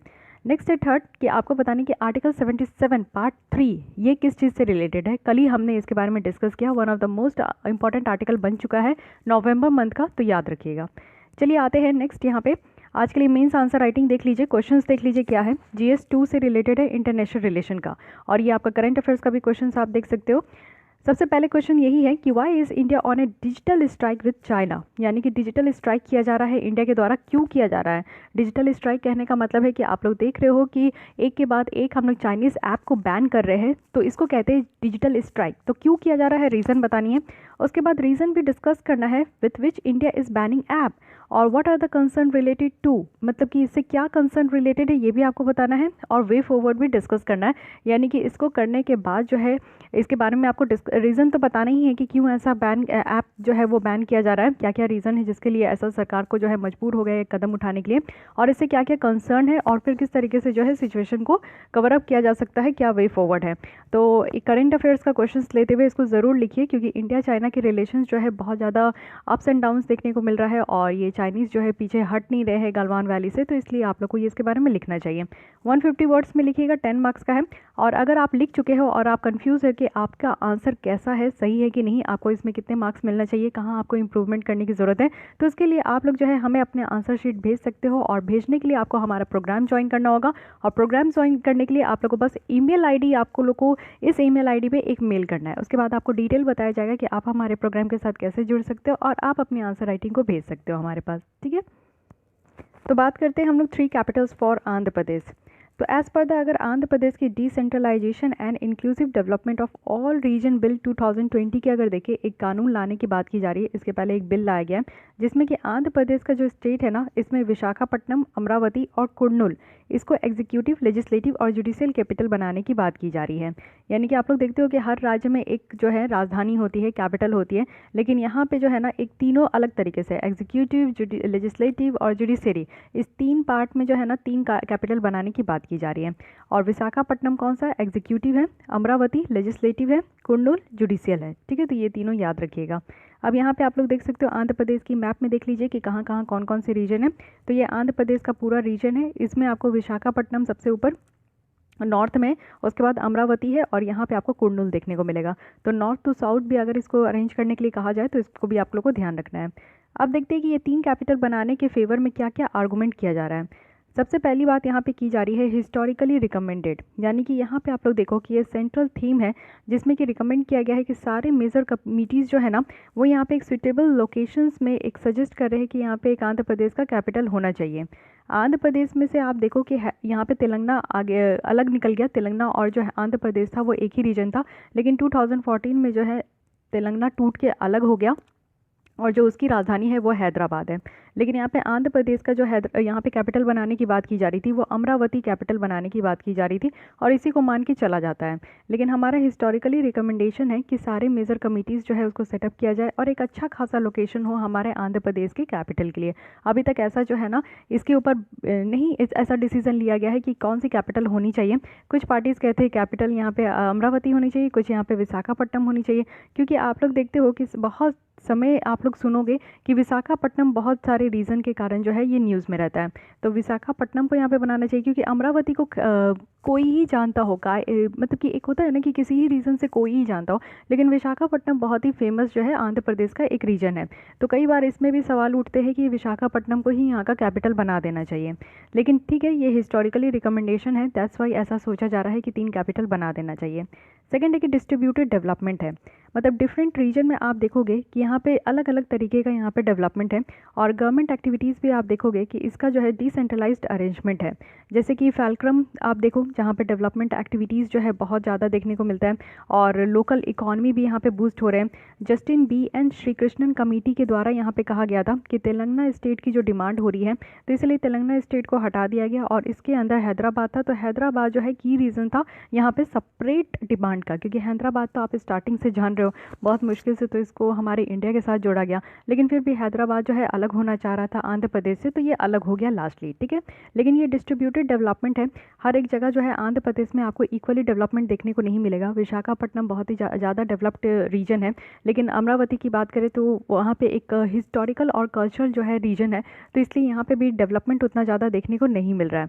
तो एक डिस्ट्रीब्यूटेड डेवलपमेंट भी एक तरीके का यहाँ पे रीजन है। प्लान्ड अर्बनाइजेशन है, यानी कि ये बेटर होगा कि हम लोग यहाँ पे प्राइमेट सिटी के अगेंस्ट में काम करें जिसमें कि हाई पॉपुलेशन डेंसिटी है और यहाँ पे फेवर क्या करें मिड साइज सिटीज़ जिसमें कि डिसेंट इकॉनमी है, यानी कि प्लान्ड अर्बनाइजेशन की बात की जा रही है। जैसे आप लोग ने देखा होगा कि प्लान्ड सिटी है हमारे कंट्री में, आपको जयपुर, जमशेदपुर जो कि झारखंड का है, ये कुछ ऐसे सिटी है जो कि प्लान्ड सिटी है। पहले ही इसको प्लान कर लिया गया कि इतने बड़े रीजन है अगर यहाँ पे, तो कहाँ पे आपका जो है ना हर एक चीज़ बनेगी, यानी कि अगर यहाँ पे पार्क बनेगा तो यहाँ पे सिनेमा हॉल बनेंगे, यहाँ पे जो है एक मंडी बनेगा, यहाँ पे रहने का घर बनेगा, यहाँ पे क्वार्टर्स बनेंगे, यहाँ पे ऑफिस बनेंगे। तो इस तरीके का जो है पहले ही से प्लान हो गया और उस हिसाब से वहाँ पे डेवलपमेंट हुई है। वही प्लान्ड अर्बनाइजेशन कहने की बात की जा रही है। शहरीकरण भी जो आप लोग देख रहे हो कि जो गाँव से उठकर लोग जो है शहर में आ रहे हैं, दूसरे कंट्री से लोग जो है यहाँ पे इस कंट्री में आ रहे हैं, अच्छे अच्छे जगह पे जा रहे हैं, तो यानी कि अर्बनाइजेशन बढ़ते जा रही है। तो अर्बनाइजेशन जिस हिसाब से बढ़ती जा रही है उसके लिए उससे पहले ही जो है वहाँ पे प्लान करने की ज़रूरत है। फिनेंशियल क्रंचेस को अवॉइड करने के लिए ऐसा कहा जा रहा है। ये एक्सपेक्ट लगाया जा रहा है कि जो न्यू अरेंजमेंट है ना उससे कुछ फ्रैक्शन निकल कर आएगा। पहले जो अमरावती के लिए जो कॉस्ट था, और या तो अगर हम लोग देखें जो आज की डेट में एग्जिस्टिंग इंफ्रास्ट्रक्चर है कुर्नूल का या फिर विशाखापट्टनम का, तो इससे कहीं ना कहीं जो खर्च है ना वो बहुत ज़्यादा हो जाता है और जब ज़रूरत से ज़्यादा खर्च हो जाते हैं तो एक समय के बाद फिनेंशियल क्रंचेस देखने को मिलता है, यानी कि पैसे कम हो जाते हैं। तो जो कैपिटल होता है, कैपिटल में आप लोग देखोगे कि हर एक राज्य का जो कैपिटल होता है वो सबसे ज़्यादा डेवलप्ड रीजन होता है, चाहे वो कोई भी राज्य क्यों ना हो, आप लोग देख सकते हो। तो वहाँ पे बहुत ज़्यादा खर्चे भी करने होते हैं क्योंकि सारी सुख सुविधाएं जो है, एक तो ये कहा जाता है कि जो राज्य है कम से कम कैपिटल में तो सारी सुख सुविधाएं पहुँचाया जाए। तो कोई भी अगर यहाँ पे राज्य होगा, जैसे कि अगर मान लीजिए अमरावती को बना दिया जाए यहाँ पे कैपिटल, तो ये सारे डेवलपमेंट जो है अमरावती में हो जाएगा। बाकी जो रीजन है जो लेस डेवलप्ड है ऑलरेडी आंध्र प्रदेश में, तो वहाँ पे सही तरीके से डेवलपमेंट नहीं होगा। तो ये एक अलग तरीके का एंगल सोचा जा रहा है कि क्यों ना 3 कैपिटल बना दे और तीनों कैपिटल में 3 पर्सपेक्टिव से बनाए और वहाँ पे पे डेवलपमेंट जो है इक्वली हो। और 3 आप लोग जो कैपिटल देख रहे हो वो तीनों तरीके से पूरी आंध्र प्रदेश को कवर अप कर रहा है। विशाखापट्टनम को बनाया जाएगा तो ये रीजन आपका डेवलप होगा, अमरावती को बनाया जाएगा तो ये रीजन डेवलप होगा, कुंडल को बनाया जाएगा तो ये रीजन डेवलप होगा। तो इस तरीके से पूरा आंध्र प्रदेश ही डेवलप हो जाएगा, ऐसा नहीं है कि कोई एक पर्टिकुलर जगह ही यहाँ पे डेवलप होगा। साथ ही फूड सिक्योरिटी के ऊपर भी कंसर्न करने की बात की जा रही है। जो केसीएस कमेटी है उनके द्वारा यहाँ पे रेज किया गया था फूड सिक्योरिटी को लेकर, जब यहाँ पे 1000 of acres of fertile land urbanisation के लिए लिया गया था, तब फिर यहाँ पे फूड सिक्योरिटी के ऊपर क्वेश्चन मार्क लग गया था अमरावती को डेवलप करने के लिए। क्योंकि डेवलप करने के लिए आप लोग देखते हो कि वहाँ पे जो फर्टाइल लैंड है जिसमें कि एग्रीकल्चर होता है, तो वो सारी चीज़ों को जो है ना ख़त्म करके वहाँ पे बड़े बड़े बिल्डिंग्स बनाए जाते हैं, कमर्शियल कॉम्प्लेक्सेस बनाए जाते हैं अर्बनाइजेशन को सेटल आउट करने के लिए। लेकिन आप समझो कि अगर आप लोग जो है फर्टाइल लैंड को ख़त्म कर रहे हो, एग्रीकल्चर को ख़त्म कर रहे हो, तो वहाँ के लोगों को जो है ना खाना कैसे मिलेगा, फूड कैसे मिलेगा, तो वो भी एक कॉज ऑफ कंसर्न यहाँ पे निकल कर आया। तो ये सारे रीजन है जिससे कि ऐसा कहा गया ना कि 3 जगह पे कैपिटल होना चाहिए, एक पर्टिकुलर जगह पे कैपिटल नहीं होना चाहिए। लेकिन इसको क्रिटिसाइज़ किया जा रहा है। क्यों क्रिटिसाइज़ किया जा रहा है? ऐसा कहा जा रहा है कि कोऑर्डिनेशन में हैम्पर हो सकता है। गवर्नमेंट आर्म्स आप देखोगे, स्पेशली जो ब्यूरोक्रेसी है, मिनिस्टर्स हैं, उनको ये ज़रूरत है कि फ्रीक्वेंट वो कंसल्ट करें।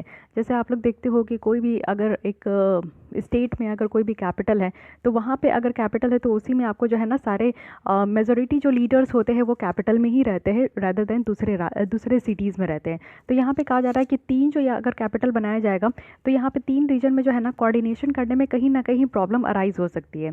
साथ ही प्रॉपर इंफ्रास्ट्रक्चर की भी कमी हो सकती है, क्योंकि यहाँ पे जो डिस्ट्रीब्यूटेड डेवलपमेंट है इसकी सक्सेस जो है ना वो पूरी तरीके से किस पे डिपेंड होगा?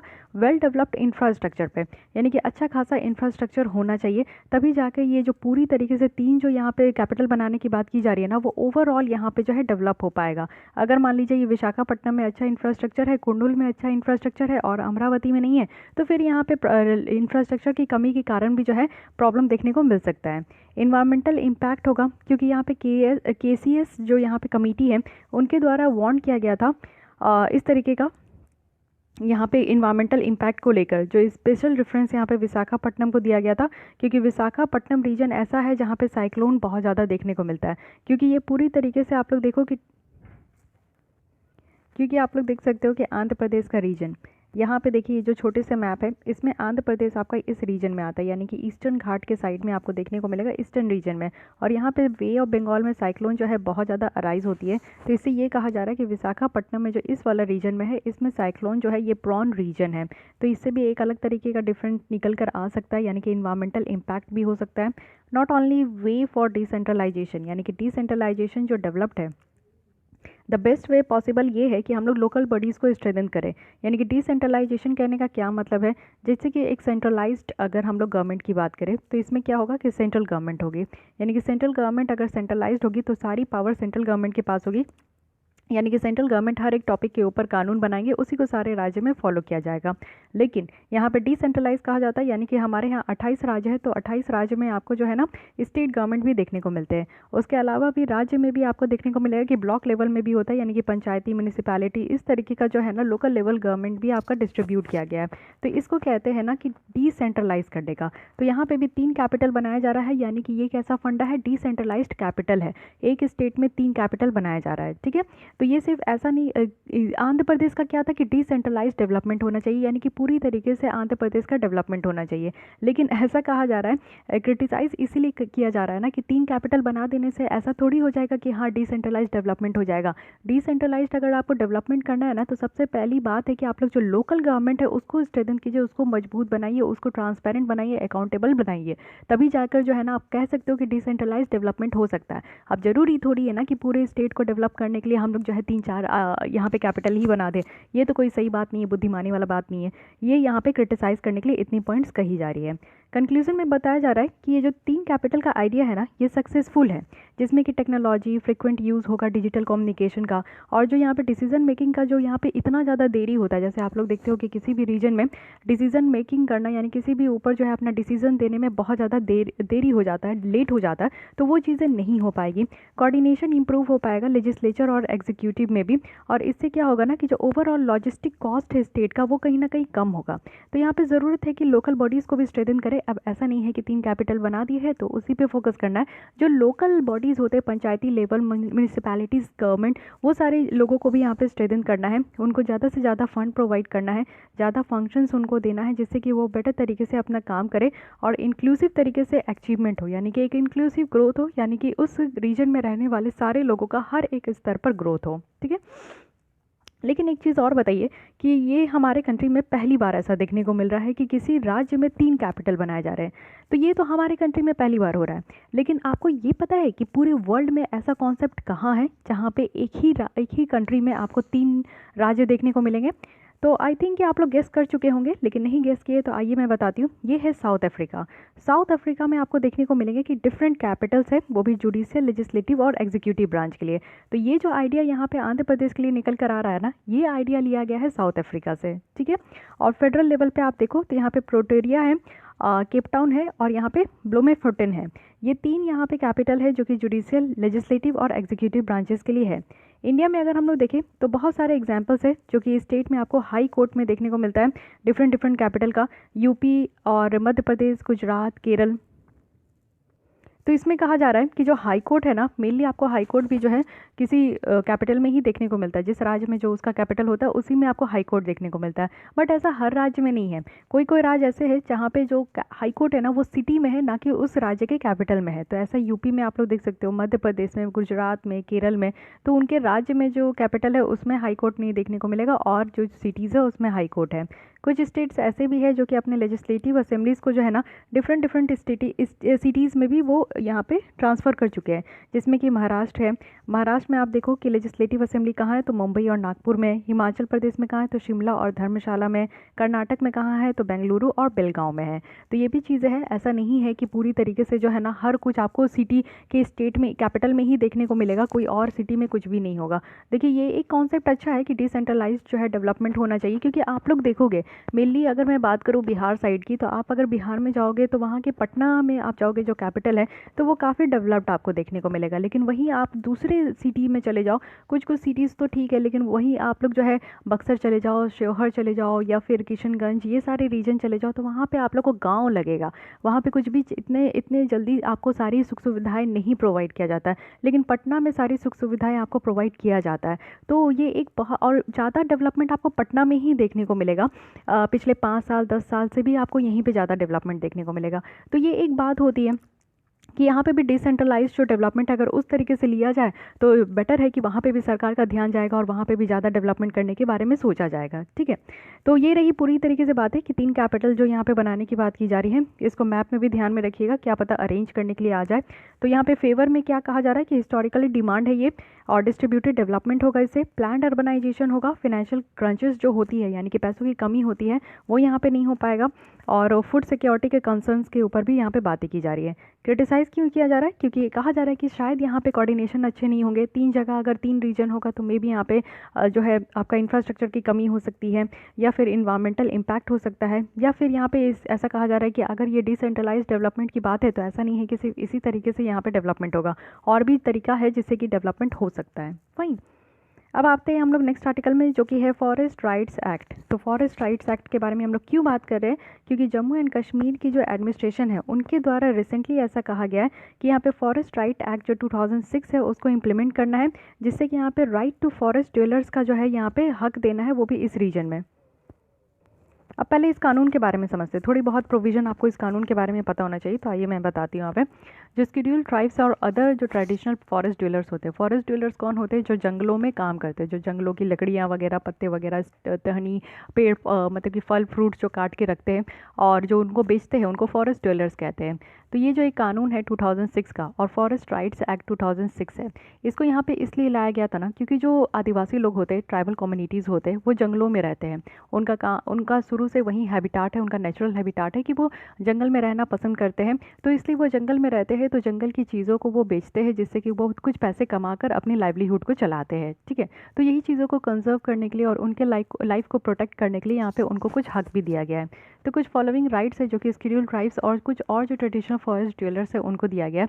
सबसे पहला है टाइटल राइट, यानी कि ओनरशिप। यहाँ पे जो जंगलों में जो ज़मीन होता है ना, उनके ओनरशिप जो है यहाँ पे कोई भी ट्राइबल कम्युनिटी के लोग हो सकते हैं, और वो भी 13 दिसंबर 2005 के बाद से। और मैक्सिमम उनके पास कितना ज़मीन होना चाहिए, तो 4 हेक्टेयर। 4 हेक्टेयर तक का ही वो किसी जंगल में जो है उनकी ज़मीन होनी चाहिए। कम्युनिटी राइट भी है, यानी कि उनके पास ये है कि अगर वो कोई पशु वगैरह रखते हैं तो उनको ग्रेजिंग एरिया भी दिया गया है कि आप इतने एरिया तक जो है ना अपने पशु वगैरह को ग्रेज भी करा सकते हैं, यानी कि वो घास वगैरह अगर खाते हैं तो। साथ ही फिशिंग एक्टिविटीज़ भी कर सकते हैं, और वाटर बॉडीज़ को भी वो एक्सेस कर सकते हैं। अगर फॉरेस्ट में कोई पॉन्ड्स है, कोई लेक्स है, तो उसको भी वो इस्तेमाल कर सकते हैं। तो ये सारा काम उनको दिया गया है। साथ ही इंटेलेक्चुअल प्रॉपर्टी और ट्रेडिशनल नॉलेज, अगर कोई भी बायोडाइवर्सिटी और कल्चर डाइवर्सिटी से रिलेटेड है तो उनका भी हक जो है इन सारे लोगों को दिया गया है। साथ ही डेवलपमेंट राइट और रिलीफ भी दिया गया है, यानी कि अगर मान लीजिए कि कोई गलत तरीके से उनको हटाया जाता है, जैसे जंगल में लोग रहते हैं तो कई बार डेवलपमेंट करने के लिए जंगल को साफ़ किया जाता है, जैसे कुछ भी आपका इंफ्रास्ट्रक्चर डेवलपमेंट करना है तो उनको वहाँ से हटाया जाता है, गलत तरीके से भी हटाया जाता है, फोर्स्ड तरीके से उनको डिस्प्लेस किया जाता है, यानी कि वहाँ से हटा कर कहीं और भेज दिया जाता है।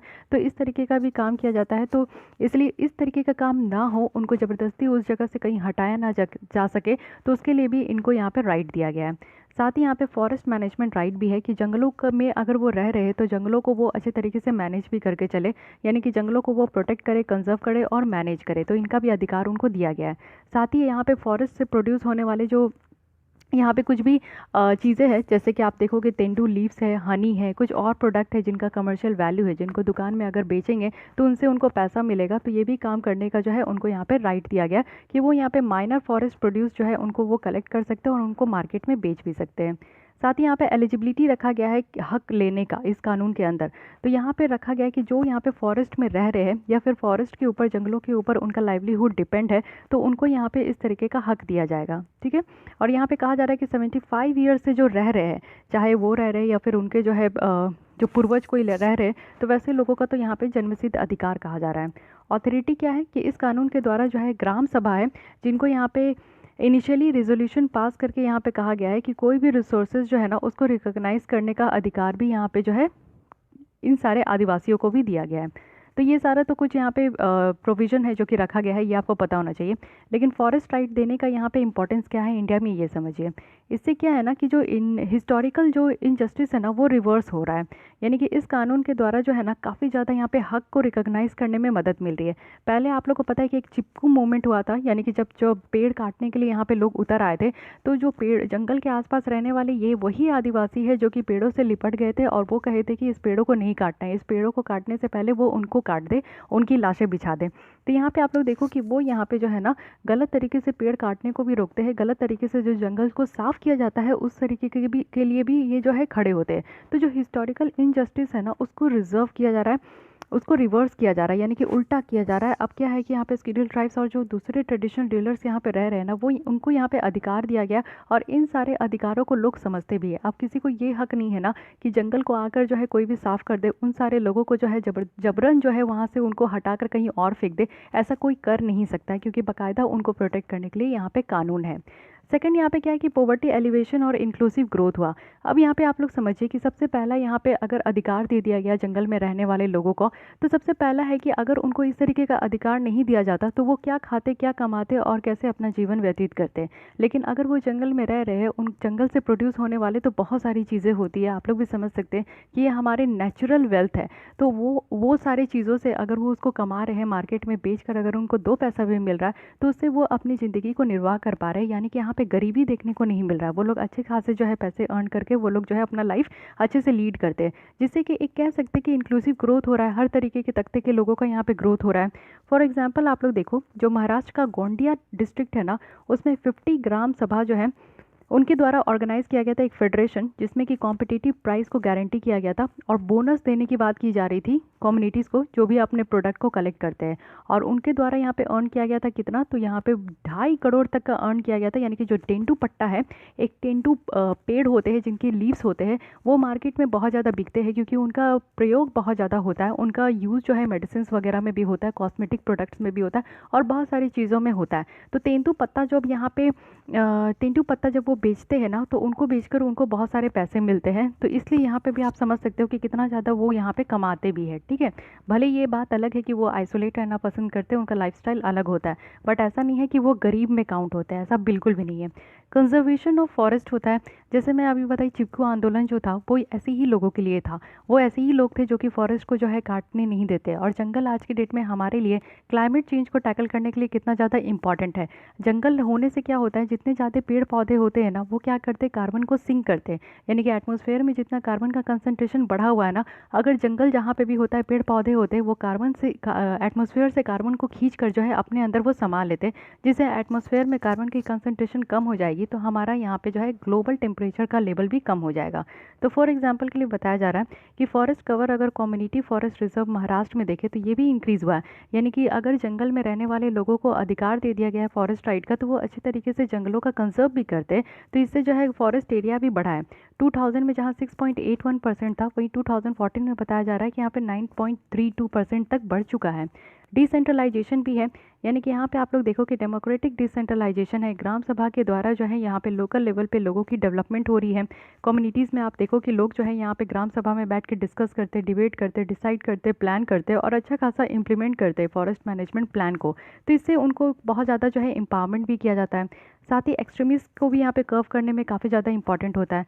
लेफ्ट विंग जो एक्सट्रीमिस्ट है, यानी कि जितने भी यहाँ पे आप लोग देखो कि LWE से जो अफेक्टेड डिस्ट्रिक्ट है ना, वहाँ पे ये कानून को इम्प्लीमेंट करने से ना ही सिर्फ फॉरेस्ट डवेलर्स का डेवलपमेंट हुआ है, बट यहाँ पे रिलेशनशिप भी बहुत अच्छा बढ़ा है। यानी कि ट्रस्ट और जो बॉन्ड है उनके बीच में बहुत अच्छे तरीके से डेवलप भी हुआ है। और यहाँ पे आपको देखोगे कि जो ज़मीन को लेकर कॉन्फ्लिक्ट था वो कम हो गया। दूसरे जो यहाँ पे लोग जो है दुखी से रहते थे, यानी कि परेशान रहते थे कि कोई किन्हीं का प्रॉपर्टी छीन लिया, कोई किसी का ज़मीन छीन लिया, हड़प लिया गलत तरीके से, तो ये सारी चीज़ों से लोग जो है ना वो यहाँ पे मुक्त हो चुके हैं। तो ये सारा कुछ फ़ायदा है जो कि बताया जा रहा है। लेकिन आज के भी डेट में आप देखोगे कि ऐसा तो नहीं है कि कोई भी चीज़ 100% इम्प्लीमेंट हो रहा है, कहीं ना कहीं कोई ना कोई इशू ज़रूर निकल कर आ रहे हैं। तो कंसर्न क्या है, कंसर्न सबसे पहला ये है कि इस राइट को रिकॉग्नाइज़ करने में धीरे धीरे इसका प्रोग्रेस हो रहा है, बहुत जल्दी से प्रोग्रेस नहीं हो रहा है। आप लोग यहाँ पे फॉरेस्ट राइट्स एक्ट के बारे में जानते हो क्योंकि आप लोग एग्जाम की तैयारी कर रहे हो, लेकिन जस्ट इमेजिन कीजिए कि जब आप ग्रेजुएशन लेवल पे थे, स्कूल लेवल पे थे, क्या आपको इस तरीके का पता था कि जंगलों में रहने वाले आदिवासी लोग के लिए भी इस तरीके का हक होता है, उनको भी इतना अधिकार दिया गया है, इतना छूट दिया गया है, वो अपनी ज़िंदगी इतना अच्छे तरीके से निर्वाह कर सकते हैं? ऐसा आपको लगता है? आपने कभी सुना था? अगर सुना था तो बहुत अच्छी बात है, नहीं सुने थे तो वही चीज़ आप समझिए कि इसका जो प्रोग्रेस है वो बहुत धीरे धीरे हुआ। लोगों का जो हक है ना उसको रिकॉग्नाइज़ करने में यहाँ पे बहुत देर लग गया।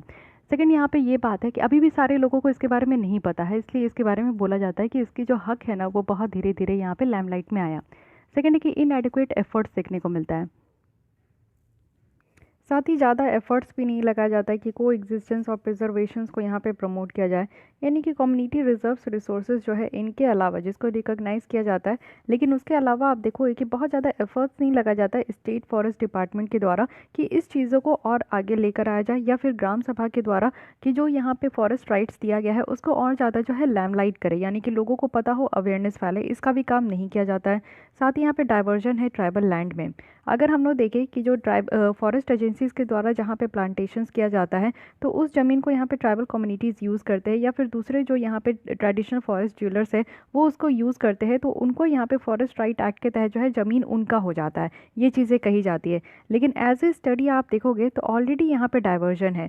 0.39 मिलियन हेक्टेयर्स जो फॉरेस्ट लैंड का है वो यहाँ पे 2008 से लेकर 2019 के बीच में देखने को मिल रहा है। यानी कि यहाँ पे जो ज़मीनें होती है जिसमें कि यहाँ पे कहा जाता है कि ट्राइबल कम्युनिटीज़ का हक है, ट्रेडिशनल ट्रेलर्स का हक है, लेकिन ऐसा जो है ना बहुत ज़्यादा देखने को नहीं मिलता। और ट्राइबल लैंड्स की जो डाइवर्शन है वो बहुत ज़्यादा देखने को मिलता है। कुछ लोगों के पास बहुत छोटे ज़मीन भी है तो कुछ लोगों के पास बहुत ज़्यादा ज़मीन भी है। साथ ही रीलोकेशन है, यानी कि फॉरेस्ट राइट एक्ट का भी यहाँ पे वॉयलेशन होता है, बट उसको ज़्यादातर यहाँ पे नहीं देखा जाता है। बहुत सारे पीपल्स है जिनको इस तरीके का अधिकार भी नहीं दिया जाता है। अगर अधिकार दिया जाता है तो कहीं ना कहीं उनका वॉयलेशन भी होता है, इसको सही तरीके से चेकआउट नहीं किया जाता है।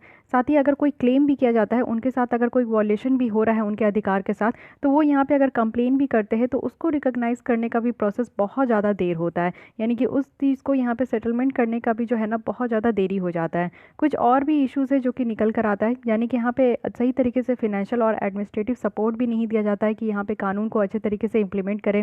लैक ऑफ कोऑर्डिनेशन देखने को मिलता है, यानी कि जो ट्राइबल है, रेवेन्यू है और फॉरेस्ट डिपार्टमेंट है, पुअर पर्सन है या नॉन फंक्शनिंग है, डिस्ट्रिक्ट है या सब डिवीज़न लेवल कम्युनिटीज़ है, हर एक लेवल पे आप देखोगे तो यहाँ पे जो है ना कोऑर्डिनेशन की कमी है, यानी कि लोगों में आपस में बनती नहीं है। तो ये सारी चीज़ें भी यहाँ पे देखने को मिल रही है, यानी कि जो कॉज ऑफ कंसर्न है वो बहुत ज़्यादा है अगर हम लोग इसको जो है इंपॉर्टेंस के कंपैरिजन में देखें तो। वे फॉरवर्ड में बताया जा रहा है, यानी कि सोल्यूशन क्या है कि लार्ज स्केल अवेयरनेस कैंपेन्स को यहाँ पे ऑर्गेनाइज करने की ज़रूरत है, यानी कि एफर्ट्स को यहाँ पे जो है हर एक लोगों तक पहुँचाने की ज़रूरत है, चाहे हम लोग रेडियो के माध्यम से पहुँचाए, टेलीविज़न या फिर कोई और मीडिया का इस्तेमाल करें, जिससे कि लोगों तक उनको जो है बेसिक कम्युनिकेशंस के थ्रू उनका जो राइट्स है ना उनको प्रोवाइड कर सके। साथ ही यहाँ पे इंटेंसिव कैपेसिटी बिल्डिंग अप्रोच की भी ज़रूरत है, यानी कि ज़्यादा से ज़्यादा एफर्ट्स लेकर आना है, जिससे कि जो लोगों में यहाँ पे कैपेसिटी बिल्डिंग है वो और ज़्यादा यहाँ पे बढ़ सके। सिविल सोसाइटी का पार्टिसिपेशन होना चाहिए, यानी कि हम लोग को ज़रूरत है कि एनजीओ को यहाँ पे आइडेंटिफाई करे जो इस एरिया में काम करे और यहाँ के लोगों को जो है ना उनका अधिकार दे, यानी कि ट्राइबल कम्युनिटीज़ को एप्लीकेशन भरने में, या फिर जो कास्ट सर्टिफिकेशंस का जो इशू होता है कि उनको सही तरीके से कास्ट सर्टिफिकेशन नहीं मिल पाता है, उनको यहाँ पे उनके ज़मीन को आइडेंटिफाई करना और मेजरमेंट करना, ये सारी चीज़ों के लिए सिविल सोसाइटी को पार्टिसिपेट करना चाहिए। साथ ही टेक्नोलॉजी का इस्तेमाल करना चाहिए, क्योंकि टेक्नोलॉजी का अगर इस्तेमाल करेंगे तो कहीं ना कहीं आप लोग देखोगे कि जो करप्शन की चांसेस है वो कम हो पाएगी। जैसे अगर हम लोग देखें तो जीपीएस सर्वे मैप को जो है इस्तेमाल करना चाहिए, जिससे कि जितने भी लोगों के पास, यानी कि कम्युनिटी के पास जिस तरीके का जितना भी लैंड है उसको सही तरीके से मेजरमेंट करना चाहिए और उनको प्रोवाइड भी करना चाहिए। साथ ही जो क्लेम का प्रोसेस है उसको और ज़्यादा बढ़ाने की ज़रूरत है, और यहाँ पे इंश्योर करना है कि ट्रांसपेरेंसी और अकाउंटेबिलिटी हो, यानी कि डिसीजन मेकिंग जो है ना, जो भी यहाँ पे क्लेम किया जाता है कि अगर उनके साथ कोई वॉलेशन हो रहा है, उनके राइट्स का वॉलेशन हो रहा है, तो उसको यहाँ पे सही तरीके से जो है सेटलमेंट भी करे, और उनके काम में जो है ना यहाँ पे ट्रांसपेरेंसी और अकाउंटेबिलिटी भी होनी चाहिए। ठीक है, ट्रांसपेरेंसी कहने का मतलब है कि पारदर्शिता हो, यानी कि जो भी यहाँ पे अथॉरिटी है, जो भी बोर्ड है, अगर वो काम कर रहे हैं इस तरीके का हक अगर कानून में आया है तो कानून खाली दिखाने के लिए नहीं आना चाहिए, कानून लोगों तक मिलना चाहिए, लोगों को इसका लाभ मिलना चाहिए। अकाउंटेबिलिटी क्या है कि काम सही से करे, चाहे कोई देखे या ना देखे। ठीक है, और अगर यहाँ पे कोई भी चीज़ की गलती होती है, जैसे यहाँ पे इनके जो राइट्स है अगर उसका वॉयलेशन होता है तो किसको पकड़ना है, कौन है यहाँ पे, ठीक है, who will be the responsible, तो इसको कहते हैं यहाँ पे अकाउंटेबिलिटी। ठीक है, तो इस तरीके से हमारा फॉरेस्ट राइट एक्ट खत्म हो गया। अब हम लोग नेक्स्ट यहाँ पे आईआर देखेंगे। एक बार रिवाइज कर लेते हैं कि हम लोग ने यहाँ पे क्या क्या चीज़ों को देखा।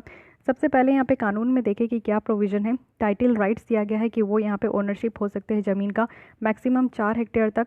कम्युनिटी राइट्स उनको दिया गया है, डेवलपमेंट राइट है, फॉरेस्ट मैनेजमेंट राइट है, राइट टू कलेक्ट, और यहाँ पे माइनर प्रोड्यूसर्स को भी वो सेल कर सकते हैं। एलिजिबिलिटी क्राइटेरिया भी देख लिए, ऑथोरिटी भी होते हैं। इंपॉर्टेंस क्या है कि जो हिस्टोरिकल इनजस्टिस होते आ रहा है वो यहाँ पे ख़त्म हो रहा है, पॉवर्टी से वो लोग बाहर निकल रहे हैं, एक इंक्लूसिव ग्रोथ हो रहा है, हर एक सेक्टर के लोगों का यहाँ पे ग्रोथ हो रहा है, फॉरेस्ट भी, जंगल भी कंजर्व हो रहे हैं, डिसेंट्रलाइजेशन भी हो रहा है, और जो यहाँ पे एक्सट्रीमिस्ट है उनको भी यहाँ पे कर्व किया जा रहा है। लेकिन कंसर्न है कि उनकी रिकॉग्नाइज करने में बहुत देरी हो रहा है, उनको अच्छा खासा इनएडिक्वेट एफर्ट्स लगाया जा रहा है कि प्रमोट किया जाए। ट्राइबल लैंड का बहुत डाइवर्शन है, साथ ही यहाँ पे वॉयलेशन हो रहे हैं तो उसको कोई देखने वाला नहीं है, वॉयलेशन हो रहा है तो उस केसेस को जो है यहाँ पे डिले करने में टाइम लग रहा है, और बहुत सारे अदर्स इश्यूज़ भी है। ठीक है, तो ये सारी बातें रही, दोनों आर्टिकल यहाँ पे समाप्त हो गए। इसी के साथ हमारी पॉलिटी कंप्लीट हो गई, तो इसको मैं मर्ज करके आपको अलग से प्रोवाइड कर दूंगी। रिवीजन करना होगा तो एक साथ आप लोग देख सकते हो। बाय। तो आज के लिए बस इतनी। अगर आपको ये लेसन अच्छी लग रही है तो लाइक कीजिए, अपने दोस्तों के साथ भी शेयर कर सकते हैं। फिर भी कोई डाउट, कोई सजेशन है तो कमेंट करना ना भूलें, एंड मेक श्योर कि आपने हमारे चैनल को सब्सक्राइब कर लिया है। सब्सक्राइब कीजिएगा तो जब भी मैं यहाँ पे वीडियोस अपलोड करूँगी तो उसकी नोटिफिकेशन आप तक पहुँच पाए। Thank you.